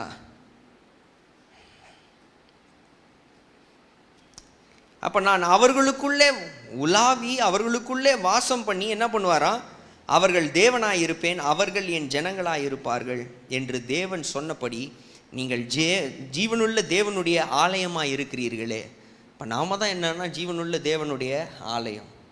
இந்த இடம் சர்ச் இல்லை, இந்த இடத்துல கூடி வர ஜனங்க பேர் தான் சர்ச். கேட்குறீங்களா? சபைன்னா என்ன அர்த்தம்னு கேட்டால், இந்த 4 செவுரு இல்லை, செவுருக்குள்ளே கூடி வர ஜனங்க தான் சபை. தேவன் தங்குகிற ஆலயம், ஆலயன்றது இந்த இடம் கிடையாது, நாம தான் அந்த ஆலயமாக இருக்கிறோம். ஆமேன். அதான் வசனம் சொல்லுது, நீங்களே ஜீவன் உள்ள தேவன் தங்குகிற ஆலயமாக இருக்கிறீங்களேன்னு. அது ஆனால் என்ன ரொம்ப வருத்தத்துக்குரியதுன்னு கேட்டிங்கன்னா, பக்கத்தில் இருக்கிற விசுவாசி எதிரில் இருக்கிற விசுவாசியை ஒரு இடத்துக்கு கொடுக்குற கணத்தை கூட அந்த விசுவாசிக்கு கொடுக்கறது இல்லை ஜனங்க. நான் சொல்கிறது புரியுதா? இந்த இடம் ரொம்ப பரிசுத்தமானது, ஆண்டவருடைய என்னது சபை. எதிரில் இருக்கிற விசுவாசிக்குள்ள தேவன் ஜீவிக்கிறாரு. எத்தனை பேருக்கு நான் சொல்கிறது புரியுதுங்க? ஆமாம். இங்கே அதை தான் இங்கே வாசிக்கிறோம் பாருங்கள், அழகாக அப்போ சொல்லிட்டார். என்ன குணாதிசயம் முதல்ல என்னன்னு கேட்டால், தேவனுக்கு பயப்படுற பயம் இருக்கணும். அதுக்கு முதல்ல தேவனுக்குள்ளே இருக்கணும். புரிஞ்சுதுங்களா? குணாதிசயங்களை சொல்லும் போது சொன்னேன், என்னது முதல்ல என்ன சொல்லுங்கள், எல்லாரும் சொல்லுங்கள் பார்க்கலாம். தேவனுக்கு பயப்படுற பயம் இருக்கணும். அதுக்கு முதல்ல எப்படி இருக்கணும்? அவங்க தேவனுக்குள் இருக்கிறவர்களாய் இருக்க வேண்டும். ஆமாம். அப்போ அந்நிய நுகத்திலே அவிசுவாசிகளோடு பிணைக்கப்படக்கூடாது. சங்கீதம் 128, அதாவது அந்த நேரத்துக்கானதை பார்த்துருவோம் நம்ம. நிறைய நேரத்தில் ஏதோங்க ஏதோ ஒரு வாழ்க்கை அமைஞ்சதுன்னா போதுங்க, எப்படி இருந்தால் என்ன அப்படின்னு. அதுக்கப்புறம் வர காரியங்களை, அப்புறம் வருகிற துன்பங்களை, போராட்டங்களை காணாதவர்களாய். அதனால்தான் கிறிஸ்தவனுடைய பார்வை எப்படி இருக்கணும்னா, கழுகு பார்வையை போல் காணப்பட வேண்டும். சொல்லுங்க பார்க்கலாம், எப்படி இருக்கணும்? கழுகு பார்வை. சொல்லுங்க பார்க்கலாம். ஆமாம், கழுகு பார்வைன்னா என்ன அர்த்தம்னா, கழுகு என்ன செய்யும்னா, அநேக மீட்டர் தூரத்தில் இருக்கிறது கூட கழுகால் என்ன செய்திட முடியும்? பார்த்துட முடியும். இருக்கிறதுலே அதிகம் உயரம் பறக்கிற ஒரு பறவை எதுன்னு கேட்டிங்கன்னா, எது? கழுகு தான். அதிக உயரத்தில் பறக்கும் போது கையில் வச்சிருக்கிற ஒரு சின்ன பொட்டலம் தூக்கின்னு போனீங்கன்னா கூட போதும். அது என்ன பண்ணும் தெரியுமா? கரெக்டாக பார்த்து வந்து கையிலேருந்து கொத்திட்டு போயிடும். நிறைய பேர் சொல்லி கேட்டிருக்கேன் நான். கழுகு பயங்கரமானது. பார்த்தீங்கன்னா கழுகு பார்வை அப்படின்னா என்ன அர்த்தம்னு கேட்டால், அப்போது வரப்போகிற காரியங்களை முன்னமே காண்கிற தன்மை. இப்போ அந்த நேரத்துக்கு எனக்கு பிரச்சனை முடிஞ்சால் போதுங்க, அந்த நேரத்தில் நன்மை இருந்தால் போதுங்க அப்படின்னு இப்படி செய்து முடித்துட்டு அதுக்கப்புறம் பார்த்தீங்கன்னா போராட்டங்கள் கொஞ்சம் நஞ்சம் கிடையாது. அப்படிப்பட்ட முட்டாள்களாக இல்லாதபடி, அதனால தான் என்ன எப்படி இருக்கணும்னா, தேவனுக்குள் இருக்கிற தன்மையை எல்லாவற்றுக்கும் மேலாக நாட வேண்டும். ஆமேன். நல்லா உற்சாகமாக சொல்லுங்களேன். ஆமேன். அப்போது சங்கீதம் 128 2வது வசனத்தில் என்ன வாசிக்கிறோம் பாருங்கள். உன் கைகளின் பிரயாசத்தை நீ சாப்பிடுவாய். அங்கே முதல் குணாதிசயம் என்ன இருக்கணும் அப்படின்னு கேட்டால், முதல்ல பார்த்தோம் கர்த்தருக்கு பயப்படுகிற தன்மைன்னா முதல்ல கர்த்தர் யாருன்னு தெரிஞ்சிருக்கணும். அப்போ கர்த்தருக்குள்ளே இருக்கிற பிள்ளையாக இருக்கணும். ரெண்டாவது என்னன்னு கேட்டால் ரெவரன்ஸ், கர்த்தருக்கு பயப்படுகிற பயம் மிக அவசியமாக இருக்கிறது. பயம் பண்ணும் போது திருப்பி சொல்கிறேன்னா அது கனப்படுத்துகிற தன்மை. ஆமாம், அவர் வழியிலே நடக்கணும். அடுத்தது அப்படின்னு என்ன அர்த்தம்னா பரிசுத்த ஆவியானவரால் நடத்தப்படுகிறவர்களாய் இருக்கிற தன்மை. ஆமேன். புரிஞ்சுதுங்களா? இந்த குணாதிசயங்களை தான் நீங்கள் நாட வேண்டும். உங்களுக்கு பிடித்தும் இருக்க வேண்டும், இந்த குணாதிசயங்களும் இருக்க வேண்டும். என்னன்னு கேட்டிங்கன்னா, அடுத்தது உன் கைகளின் பிரயாசத்தை நீ சாப்பிடுவாய். அப்போது உழைக்கிற தன்மையை அது குறிக்கிறது. கவனிக்கிறீங்களா? உழைப்பில் பார்த்தீங்கன்னா உன் கைகளின் பிரயாசம், உழைப்புலேயும் பார்த்தீங்கன்னா என்னன்னு கேட்டால், அதாவது 2 விதமான ஒர்க் இருக்குது. ஒன்று என்னென்னா சரீர பிரகாரமாக செய்கிற வேலை. இப்போ பாருங்கள், போய் ஏதோ ஒரு மெக்கானிக்கு ஏதோ ஒன்று கழட்டி மாட்டுறாரு, இப்படிப்பட்ட வேலை இருக்குது. உக்காந்த இடத்துலையே செய்கிற வேலையும் இருக்குது. கம்ப்யூட்டருக்கு முன்னால் உக்காந்து வேலை செய்கிறாங்க. நான் சொல்கிறது புரியுதா? இல்லை ஃபோனில் கால் பண்ணி இங்கேருந்து அதை பேசணும், அதை செய்ய வேண்டும், இதை இப்படி செயல்படுத்தணுன்ற வேலை இருக்குது.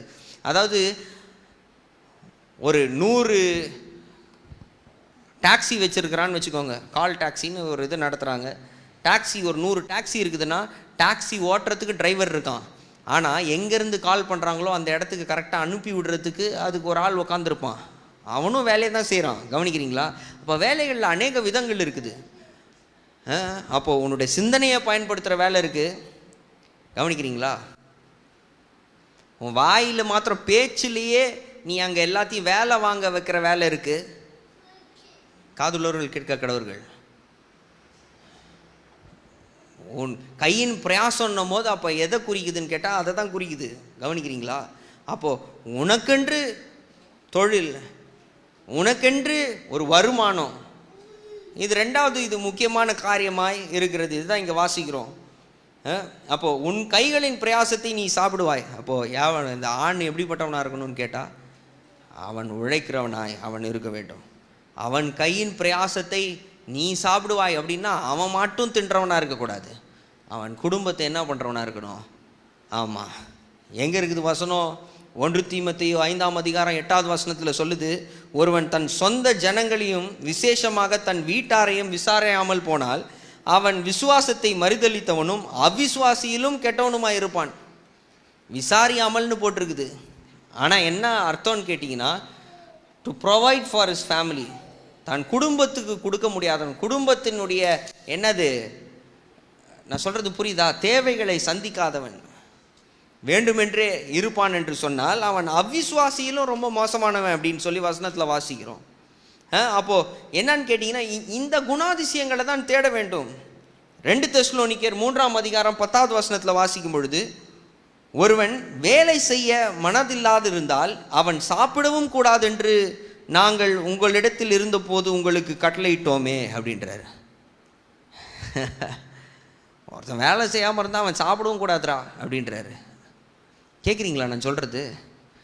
ஏன் இப்படி சொல்லியிருக்கிறாருன்னு கேட்டிங்கன்னா, அப்போ எப்படி சபை இருந்ததுன்னு சொல்கிறேன் பாருங்கள். அப்போஸ்தலர் நடபடிகளில் வாசிக்கும் போது அப்போஸ்தலர் நாட்களிலே சபை எப்படி இருந்ததுன்னா, ஒரு குடும்பத்தை போல் வாழ்ந்தாங்க. என்ன செய்தாங்கன்னா, தங்கள் சொத்து பத்துக்களெல்லாம் விற்று கொண்டு வந்து யார்கிட்ட கொடுத்துருவாங்கன்னு கேட்டிங்கன்னா, பேதுருன்னு இடத்துல, இந்த மாதிரி சீஷர்கள் இடத்துல மொத்தமாக கொடுத்துட்டாங்க. கொடுத்துட்டு எல்லாரும் ஒரு கேம்ப் மாதிரி ஒரே காம்பவுண்டில் எல்லாருக்கும் வீடு, அப்படி வாழ்ந்தாங்க.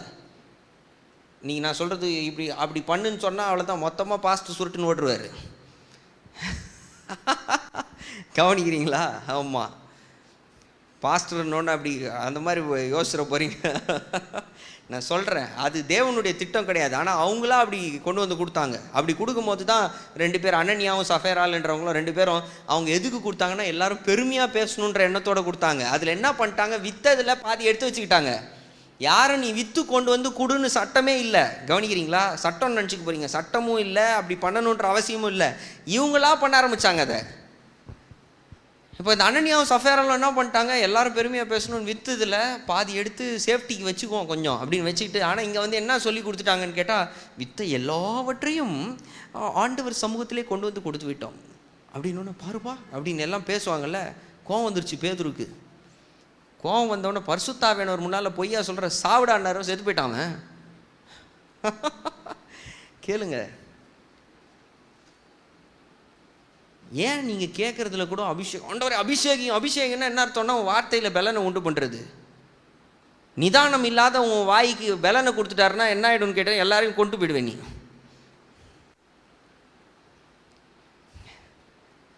அப்போ உன் வார்த்தையில் உன்னை நாவை நீ எவ்வளவா அடக்க கற்றுக்கிறியோ அவர் சொல்கிறத மாத்திரம் நீ சொல்ல ஆரம்பிக்கும் போது, அவர் பேச சொல்கிறத மாத்திரம் நீ பேசுறதுக்கு தகுதியாக நீ மாற மாற ஆவியில் உன்னுடைய நிலையை இன்னும் மேலே மேலே மேலே போயிட்டே இருப்ப. கவனிக்கிறீங்களா? ராஜா சொன்னதை திருப்பி பேசுகிறவன ராஜா அடுத்த ஸ்தானத்தில் வைக்க மாட்டார். ராஜா எப்படி சொன்னாரோ அதே மாதிரி போய் சொல்கிறவனை தான் அடுத்த ஸ்தானத்தில் வைப்பார். கேட்குறீங்களா நான் சொல்கிறது? எத்தனை பேருக்கு புரியுது? அவர் எப்படி சொல்லுகிறாரோ அதே விதத்தில் நீ பேச உன்னை ஒப்புவிக்கும் போது, அவர் எப்படி செய்ய சொல்கிறாரோ அதே மாதிரி நீ செய்ய உன்னை ஒப்புவிக்கும் போது, அதுதான் அபிஷேகத்தில் வளரணும்னு நினச்சிங்கன்னா, ஆண்டவரே இன்னும் அபிஷேகியும் எக்ஸ்ட்ரா பவர்லாம் கிடையாது உனக்கு. அனுப்பப்பட்ட பரிசுத்த ஆவியானவர் சொல்கிறபடி நீ எல்லா விஷயங்களிலும் நடக்க நடக்க நடக்க நடக்க நடக்க உன்னுடைய ஸ்டெப்பு அடுத்தடுத்த ஸ்டெப்பு மேலே போயின்னே இருப்ப. அதான் முதலாவது தேவனுடைய ராஜ்யத்தையும் அவருடைய நீதியும் தேடுங்கள், அப்பொழுது நீ இதுக்கு உபவாசம் போட்டுன்னு இருக்கான் நம்பால். அண்ட் ஸ்பெஷல் அனாயிண்டிங்க்கு 7 நாள் உபவாசமா? அட பைத்தியக்காரங்களா, 7 நாள் சாப்பிடாமல் இருந்தால் போனால் போதும், வச்சுக்கோப்பா இப்போ பிச்சைக்கார பசங்களா இருந்தாடா அப்படின்னு ஆண்டவர் தூக்கி போடுற மாதிரி ஆண்டவரை மைண்டில் நம்ம செட் பண்ணி வச்சுருவோம். நீ 7 நாள் எதுக்கு உபவாசிக்கணும்னா உன் வாயை கட்டுறதுக்கு உபவாசி.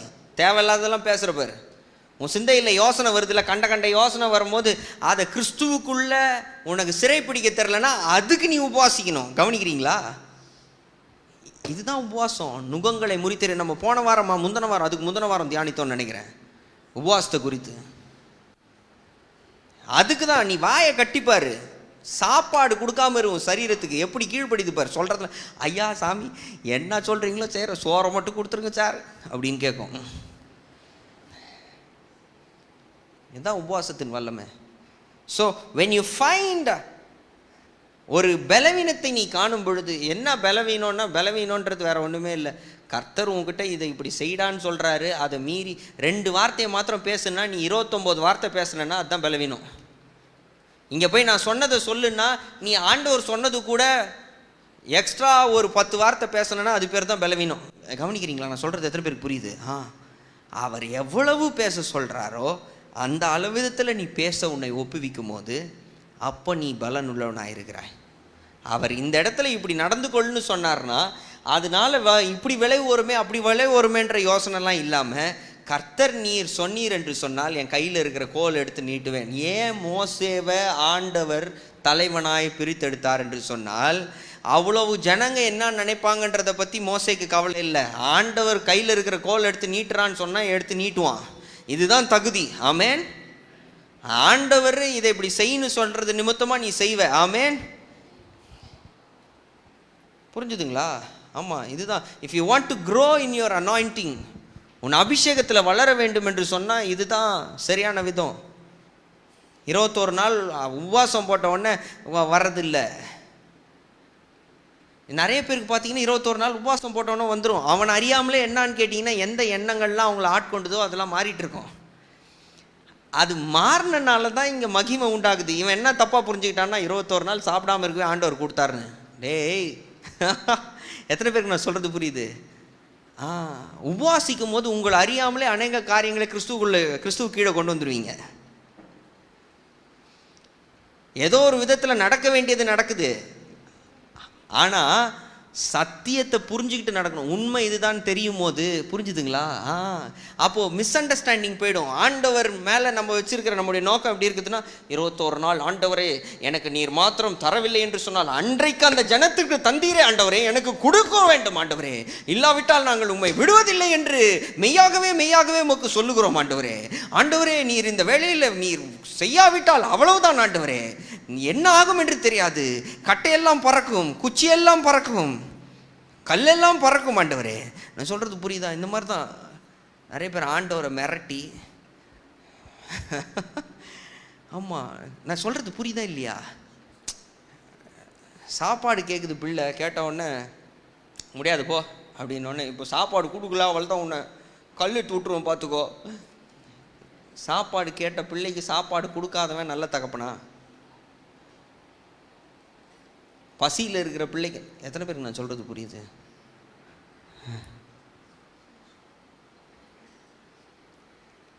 மற்றவங்களாம் சாப்பிட்றது உனக்கு கொடுக்கலன்னா நீ தெரிஞ்சுக்கணும், உனக்கு அது ஏதோ ஆகலைன்னு அர்த்தம். அவங்களுக்கெல்லாம் மாத்திரம் அந்த நன்மை வருது, எனக்கு இன்னும் ஆண்டவர் செய்யவே இல்லை அப்படின்னா என்ன தெரிஞ்சுக்கணுன்னா, நெஃபியோஸாக இருக்கிற, கேளுங்க, நெஃபியோஸ் சொல்லுங்க பார்க்கலாம். நெஃபியோஸ்னால் என்னது? அதுக்கு பிரியாணி கொடுத்தா செத்து போயிடும் பார்த்துக்கோ. பக்கத்தில் இருக்கிற பிள்ளைலாம் பிரியாணி சாப்பிட்றத பார்த்து எனக்கு வேணும்னு கேட்குது, ஆனால் அந்த நேரத்தில் அதுக்கு பிரியாணி கொடுத்தா அது செத்து போயிடும். அதனால தான் பிரியாணியை தடை பண்ணி வைக்கிறாரு அப்பா. கேட்குறீங்களா? காதுள்ளவர்கள் கேட்க கடவர்கள்.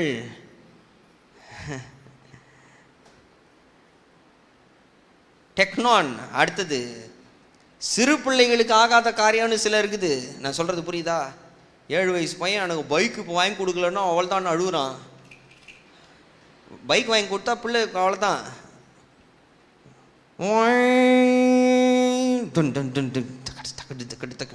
மியூசிக்கோட தான் இருக்கணும். கவனிக்கிறீங்களா? 7 வயசு பையனுக்கு பைக் வாங்கி கொடுத்தா அப்படி தான் இருக்கும்.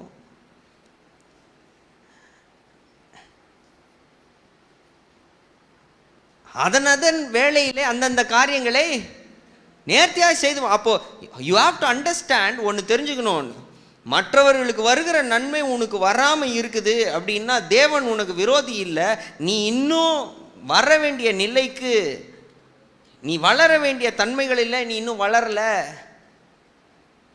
தேவனுடைய நீதியை தேடு, பரிசுத்த ஆவியானவர்னால நடத்தப்பட உன்னை ஒப்புவி. ஆமேன்.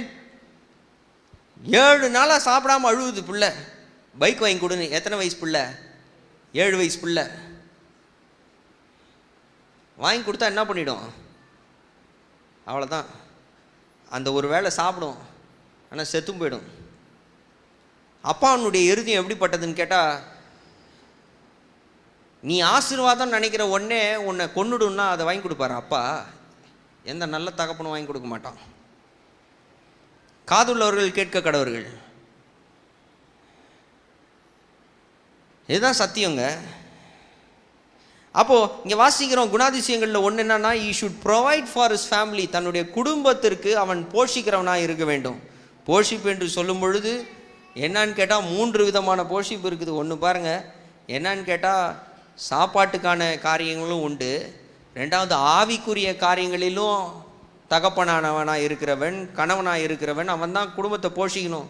தன் மனைவியை என்னன்னா வார்த்தையினால் அவன் என்ன சுத்தம் செய்கிறான்னு வசனம் சொல்லுது. அப்போது அவன் எப்படிப்பட்டவனாக இருக்கணும்னா, வேத வசனங்களை அறிந்தவனாய் அந்த பிள்ளை இருக்க வேண்டும். கவனிக்கிறீங்களா?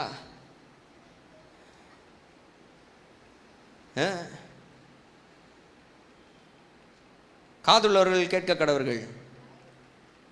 3வது என்னவென்று சொன்னால், ஆத்துமாவிலே அவன் ஞானம் உள்ளவனாய் எந்தெந்த காரியங்களிலே எப்படி செயல்பட வேண்டும் தன் பிள்ளைக்கு சொல்லி கொடுக்குறவனாய். அதனால தான் அதாவது அப்பாவா ஆகிறது ரொம்ப ஈஸி, தகப்பனாகிறது ரொம்ப கஷ்டம். அப்பாவாகிறதுக்கு என்னன்னா மாம்சரீகமாக பிள்ளைய பெற்றுடலாம். தகப்பன்னும் போது அந்த பிள்ளைக்கு எல்லாவற்றையும் சொல்லி கொடுத்து, இந்த சூழ்நிலையில் இப்படி தான் நடக்கணும், இதை பேசணும், இதை பேசக்கூடாது, எல்லாத்தையும் சொல்லி கொடுத்து வளர்க்குறது தான் தகப்பனுக்கான தன்மை. காதுள்ளவர்கள் கேட்க கடவர்கள். ஆமேன்.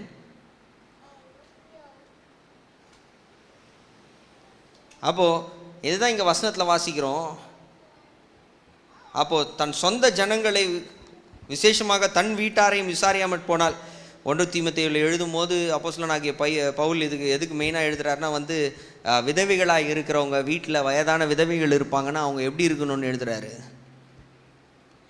அவள் ஜெபத்தோடும் காலையும் இரவிலும் எப்பொழுதும் ஜெபத்தோடு அவள் காணப்பட வேண்டும். அப்படி இல்லாதவள் என்னன்னா, அவள் சுகபோகமாக இருக்கிறவ என்னன்னா விதவையானவ எப்படின்னா, அவள் வாழ்ந்தும் செத்து போனவளுக்கு சமானமாக இருக்காளாம்.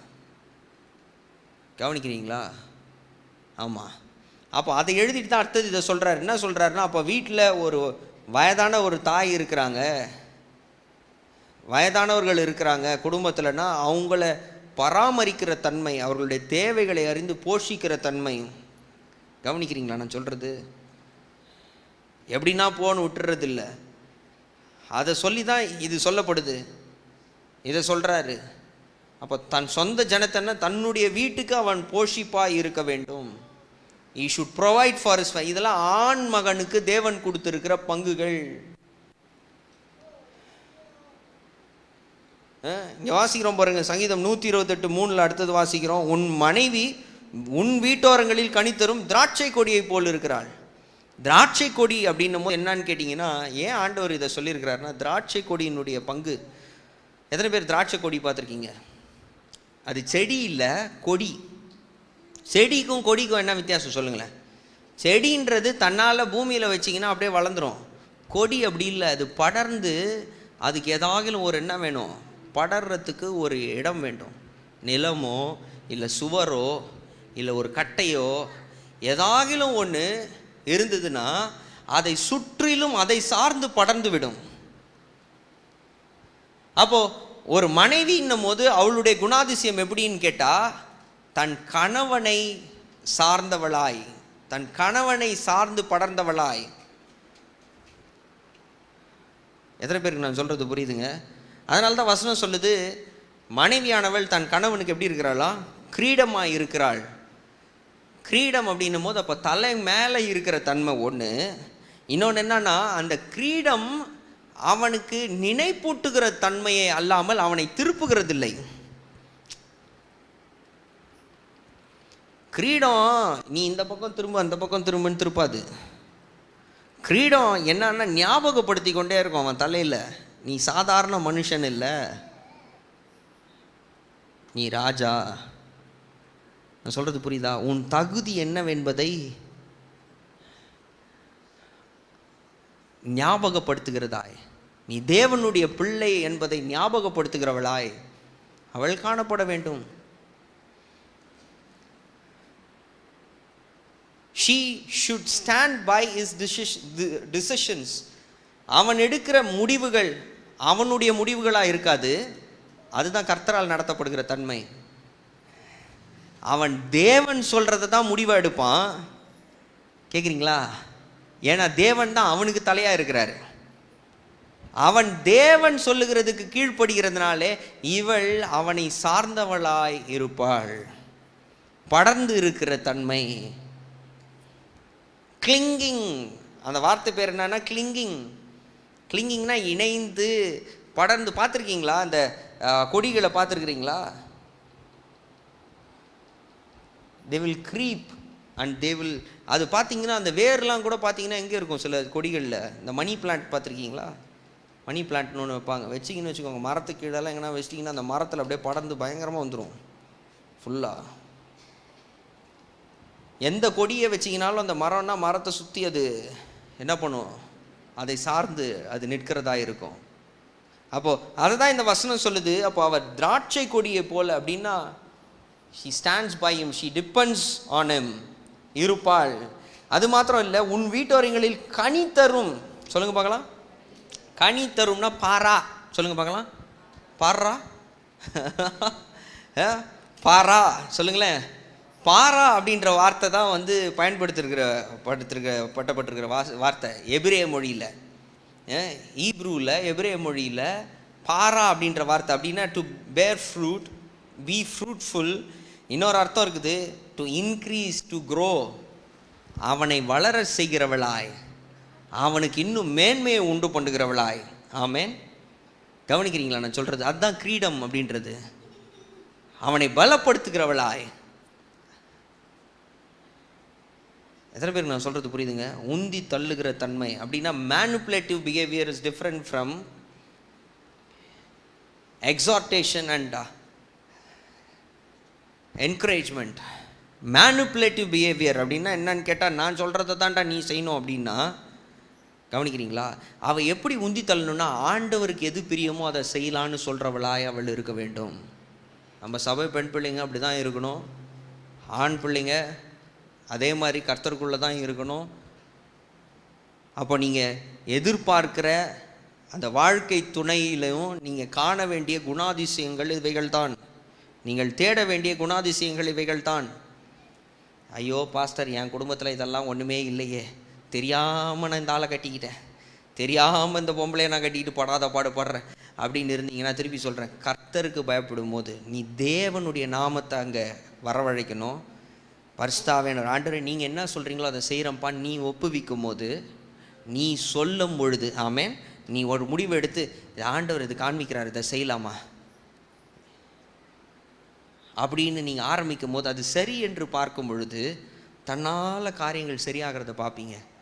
அதே மாதிரி பெண்கள் என்ன செய்ய வேண்டும் என்று சொன்னால், நீங்கள் அதிகாரத்தை எடுத்துக்கொள்கிறவர்களாயிராமல் என்ன செய்யணும்னா, அவனை சில நேரத்தில் நீ தாண்டா தலைன்னு ஞாபகப்படுத்தணும். அவனுக்கு நீங்கள் தலைன்னு ஞாபகப்படுத்தலைன்னா அவன் கீழே விழுந்து கிடப்பான். கவனிக்கிறீங்களா நான் சொல்கிறது?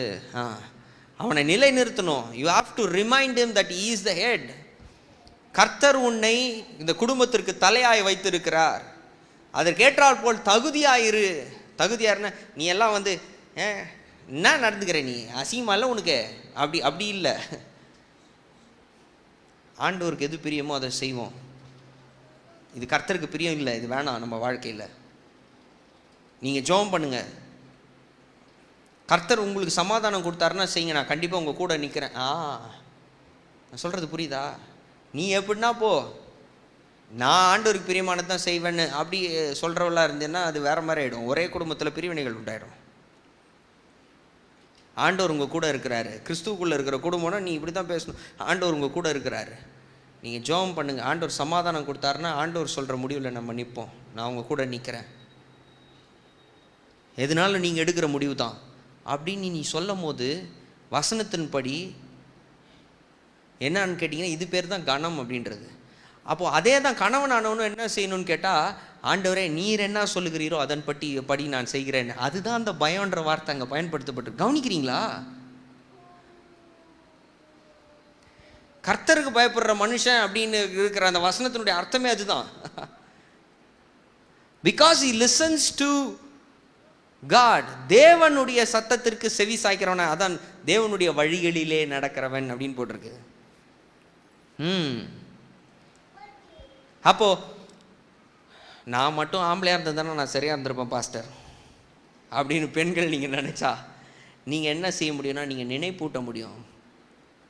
இது சரியான வழியாக பாருங்கள், இது கர்த்தருக்கு பிரியமாக இருந்தால் செய்யும், இல்லைன்னா வேணாம். அது எப்படிப்பட்டதாக இருந்தாலும் சரி. ஒருவேளை உலக பிரகாரமான நன்மைகள் அது இப்போ கொடுக்கறத போல் இருந்தாலும், நகோமியும் தன்னுடைய குடும்பமும் எதனால் போனாங்கன்னா, அந்த நேரத்தின் நன்மைகளுக்காக தான் எங்கே போனாங்க? வெளியே போனாங்க. ஆனால் அது மொத்தம் அழிவை உண்டு பண்ணுது. அப்போ புத்தி உள்ள ஸ்திரீன்றவ இதை காண்கிறவளாக இருக்கிறாள். அவள் எப்பொழுதும் அவளுடைய கண்கள் எப்படி இருக்குதுன்னா, இப்படி இதை பார்க்கத்தக்கதாக ஞானம் உள்ளவள் என்று சொல்லப்படுகிறவள். அவளுடைய கண்கள் எப்படி இருக்குதுன்னு கேட்டால் கழுகு பார்வை. கேட்குறீங்களா? ஆமாம், வரப்போகிற காரியங்களை முன்னமே காணத்தக்கதான தன்மை. அதான் தீர்க்க தரிசன வல்லமையில் செயல்படுகிற தன்மை. அப்போது to grow, B fruitful and to increase, தொடர்ந்து வளர்ந்து கொண்டே இருக்கிற தன்மை. ஆமென். உன் ஞானத்தை வளர்த்துக்கொள் தேவனுக்குள்ளாக. உலக பிரகாரமாகவும் சரி, 31வது நீதிமொழிகளில் எடுத்து வாசிங்கன்னா லைனாக போட்டிருக்குது. ஒரு பெண், ஒரு ஸ்திரீயானவள், ஸ்திரீன்னும் போது திருமணம் ஆகாதவள் இல்லை, திருமணம் ஆனவளை குறித்து வசனம் போட்டிருக்குதுங்க. அப்போ திருமணம் ஆகாதவர்கள் அதுக்கெல்லாம் ப்ரிப்பேர் ஆகணும். முன்னவே அவர்களுடைய பாதைகள் அப்படிப்பட்டதாக இருக்க வேண்டும். அவளுடைய கணவனுடைய இருதயம் அவளை நம்புமா, ஏன்னா அவள் தேவனால் நடத்தப்பட ஒப்புவித்தனால ஒன்று. இன்னொன்று, அவள் சூஸ் பண்ண கணவனே எப்படிப்பட்டவனாக இருக்கனால, அவன் தேவனால் உண்டானவனாக இருக்கிறதுனால. ஆமேன். பரிசுத்த ஆவியானவர்னால் அவன் நடத்தப்படுறதுனால. ஆமேன். இதெல்லாம் சரியாக வர்றதை பார்ப்பீங்க. அவள் ஞானத்தோடு யோசிக்கிறாளாம். அவளுடைய கைகள் சும்மா இருக்காதான். அவள் கிரீடமாக இருக்கிறாள். அப்படின்னா என்னன்னு கேட்டால் பெருமையை சேர்க்கிறாள். இன்னும் தன் கணவனுக்கு பெருமையை சேர்க்கிறாள். ஏன் இங்கே வாசிக்கிறோம் பாருங்கள், அடுத்த வசனம் என்னன்னு கேட்டால், உனக்கு பாக்கியமும் நன்மையும் உண்டாயிருக்கும். அடுத்த வசனமா, உன் மனைவி உன் வீட்டோரங்களில் கனித்தரும் திராட்சை கொடியை போல் இருப்பாள் அப்படின்னும் போது சொல்லிட்டேன். அப்போது டிபெண்டன்ஸ். இன்னொன்று என்னது? இன்க்ரீஸ். உன் பிள்ளைகள் உன் பந்தியை சுற்றிலும் ஒலிவு மரக்கன்றுகளை போல் இருப்பார்கள். The finest, they'll be the finest. நீ இதை பெற்றதுக்கு நான் கல்லை பெற்றிருக்கலான்னு நீங்கள் சொல்லவே மாட்டீங்க. கண்டிப்பாக சொல்லவே மாட்டீங்க. அப்படி சொல்கிறீங்கன்னா அதுக்கு காரணம் என்னான்னு நான் சொல்கிறேன் பாருங்கள். காரணம் என்னன்னா, கர்த்தருக்கு பயப்படுகிற பயமாகிய என்ன இல்லை உங்கள் குடும்பத்தில். நான் ரிசல்ட் ஈஸியாக சொல்கிறேன். தேவனை கனப்படுத்துகிற தன்மை கணவனிடத்தில் இல்லை. தேவன் எனக்கு தந்த தலை என்று மனைவி கணவனை காணவில்லை.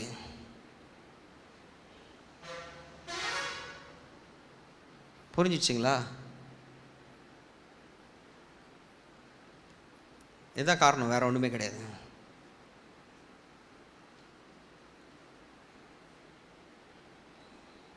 இந்த ரெண்டு தனி, ஏன்னா அது ஆசீர்வாதமாக கொடுத்துருக்காரு ஆண்டவர். இந்த ரெண்டு காரியங்கள் சரியாக இருக்கும்போது இட் இஸ் ஆட்டோமேட்டிக். நான் சொல்கிறது புரியுது? ஆட்டோமேட்டிக், தன்னால் சுயமாய் செயல்படுகிற தன்மை, சுயமாய் செயல்பட ஆரம்பிக்கும். ஆமேன். அந்த வயசில் பார்த்தீங்கன்னா அந்த 14 வயசு 15 வயசு வரும்போது முரண்டு பிடிக்கிற தன்மை இருக்கும், எல்லாம் இருக்கும். ஆனாலும் தேவனால் செயல்படுகிற குடும்பமாய் நீங்கள் இருந்தீங்கன்னா, ஏன்னா அந்த வயசு பயங்கரம், அதனால தான் அந்த ஏஜ் ரொம்ப வெரி பவர்ஃபுல் ஏஜ் இருக்கிறதுலே ரொம்ப பயங்கரம் வல்லமை உள்ள வயது எந்த வயசுலேருந்துன்னு கேட்டிங்கன்னா 13லேருந்து 19 வரைக்கும், 13லேருந்து 19 வயது வரைக்கும் பயங்கரம் வல்லமை உள்ள வயசு. ஏன்னா அதான் வாலிபன் என்ன எப்படி இருக்கிறான்னா, பலவான் கையில் இருக்கிற அம்பு கொத்தவன். அப்படின்னா என்ன அர்த்தம்னு கேட்டால், எந்த பக்கம் அந்த 13லேருந்து 19 வயசில் திரும்புகிறாங்களோ அதில் பலவான்களாக பயங்கரமாக எழும்பிடுவாங்க. They will become mighty. அதனால தான் இந்த வயது தான் எந்த விதமான வேலைக்கு போக போறீங்கன்றதை கூட தீர்மானிக்குது. 13லேருந்து 19 வயசு கரெக்டாக பாருங்கள். 11th ஸ்டாண்டர்ட் 10th ஸ்டாண்டர்ட் வரைக்கும் படிப்பு எல்லாம் எப்படி இருக்கு இருந்தது.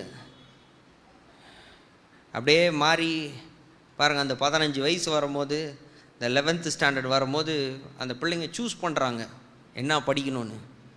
குரூப்பு பிரிச்சிடுறான், science, maths, computer science, pure science. கவனிக்கிறீங்களா நான் சொல்கிறது? இப்படி பிரிக்கிறான். அப்போவே இப்போ சயின்ஸ் எடுக்கிற பிள்ளை பார்த்தீங்கன்னா அதை சார்ந்தது தான் அடுத்தது படிக்க முடியும் காலேஜுக்கு போய். மேக்ஸும் இதையும் எடுக்கிற பிள்ளை பார்த்தீங்கன்னா அதை சார்ந்த படிப்புகளுக்கு தான் அடுத்த ஸ்டெப்புக்கு போக முடியும் அவங்களால. ஏன்னா அந்த மார்க் வேணும். சயின்ஸ், பியூர் சயின்ஸ் எடுத்த பிள்ளை போய் காலேஜுக்கு போக போகிறேன், நான் மேத்தமெட்டிக்ஸ் படிக்க போகிறேன்னா கொடுக்க மாட்டாங்க. ஏன்னா அவங்க 11th 12th மேக்ஸே படிக்கல. அது காதுள்ளவர்கள் கேட்க கடவர்கள். அப்போ வாழ்க்கையை நியமிக்கிற வயது அப்படின்னு சொல்லலாம் அந்த வயதுகள். அதனால தான் ஆண்டவர் சொல்கிறார் என்னன்னா, அப்போது அந்த டைமில் தான் பாருங்கள் டிஸ்ட்ராக்ஷனை பயங்கரமாக பிசாசு கொண்டு வருவான். டிஸ்ட்ராக்ட் ஆகும்போது வேறு ஏதோ காரியத்தில் உன் வாழ்க்கையில் நிலைவரமாகவே போகாத காரியங்கள் மேலே உன்னுடைய பார்வையை திருப்பிட்டானா அந்த வயசில் அவ்வளோதான். The most effective age is gone. ரொம்ப வல்லமையாக பயன்படுறதுக்கு தேவன் பயன்படுத்த போகிற முதன்மையான வயதை காலி பண்ணிடுறான். இதில் பெற்றோர்களுடைய பங்கு என்னன்னா, நீங்கள் தேவனுடைய ஆவியினால் நடத்தப்படுறவங்களா உங்களை ஒப்புவித்தால் மேக்னெட் மாதிரி ஆண்டவர் கொண்டு வந்து நிறுத்திடுவார் உன் பிள்ளை.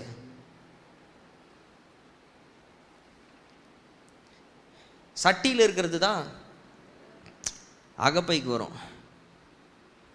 அப்படின்னா பானையில் சோறு இல்லாமல் தட்டில் சோறு வராதுன்னு அர்த்தம். காலி பானையிலேருந்து உள்ளேருந்து நான் சோறு அள்ளி போடுறேன்ப்பா அப்படின்னா நீ பானை, உன் பிள்ளை தட்டு. ஆண்டவரை முன்னால் வைடா எல்லாத்துலேயும். ஆண்டவரை முன்னால், நீ ஆண்டவரை முன்னாலவே வைக்கல அப்படின்னா காலி பாத்திரம் என்ன பண்ணுது? கரண்டி உள்ளே போட்டு எடுத்து தட்டில் போடுது. என்ன வரும்? காலி பாத்திரத்துலேருந்து காலி தான் வரும். பாத்திரத்தில் குழம்பு இருந்தால் அதே கரண்டியில் எடுத்து ஊற்றுனா என்ன வரும்? குழம்பு வரும். அதே பாத்திரத்தில் சாதம் இருந்ததுன்னா அதை அள்ளி இதில் கொட்டினா என்ன வரும்? சாதம் வரும். கவனிக்கிறீங்களா? பாத்திரத்தில் விஷம் இருக்குன்னா அள்ளி கொட்டினா என்ன வரும்? சொல்லுங்களேன் வாயை திறந்து. விஷம்தான் வரும். அப்போ தாங்கள் பிள்ளைகள் நலமாய் இருக்க வேண்டும் என்று எதிர்பார்க்கிற பெற்றோர்களாய் நீங்கள் இருப்பீங்கன்னா நீங்கள் ஒன்றை அறிந்து கொள்ளணும், நீங்கள் தேவனுடைய ஆவினால் நடத்தப்பட்டீங்கன்னா உங்களுடைய பிள்ளைகள் எப்படி இருப்பாங்கன்னு கேட்டிங்கன்னா எப்படி இருப்பாங்க? பலவான் கையில் இருக்கிற அம்பு கொத்தவர்களாய். அந்த பலவான் யார் தெரியுமா? ஒரு தகப்பனை குறிக்குது. அவன் எந்த பக்கம்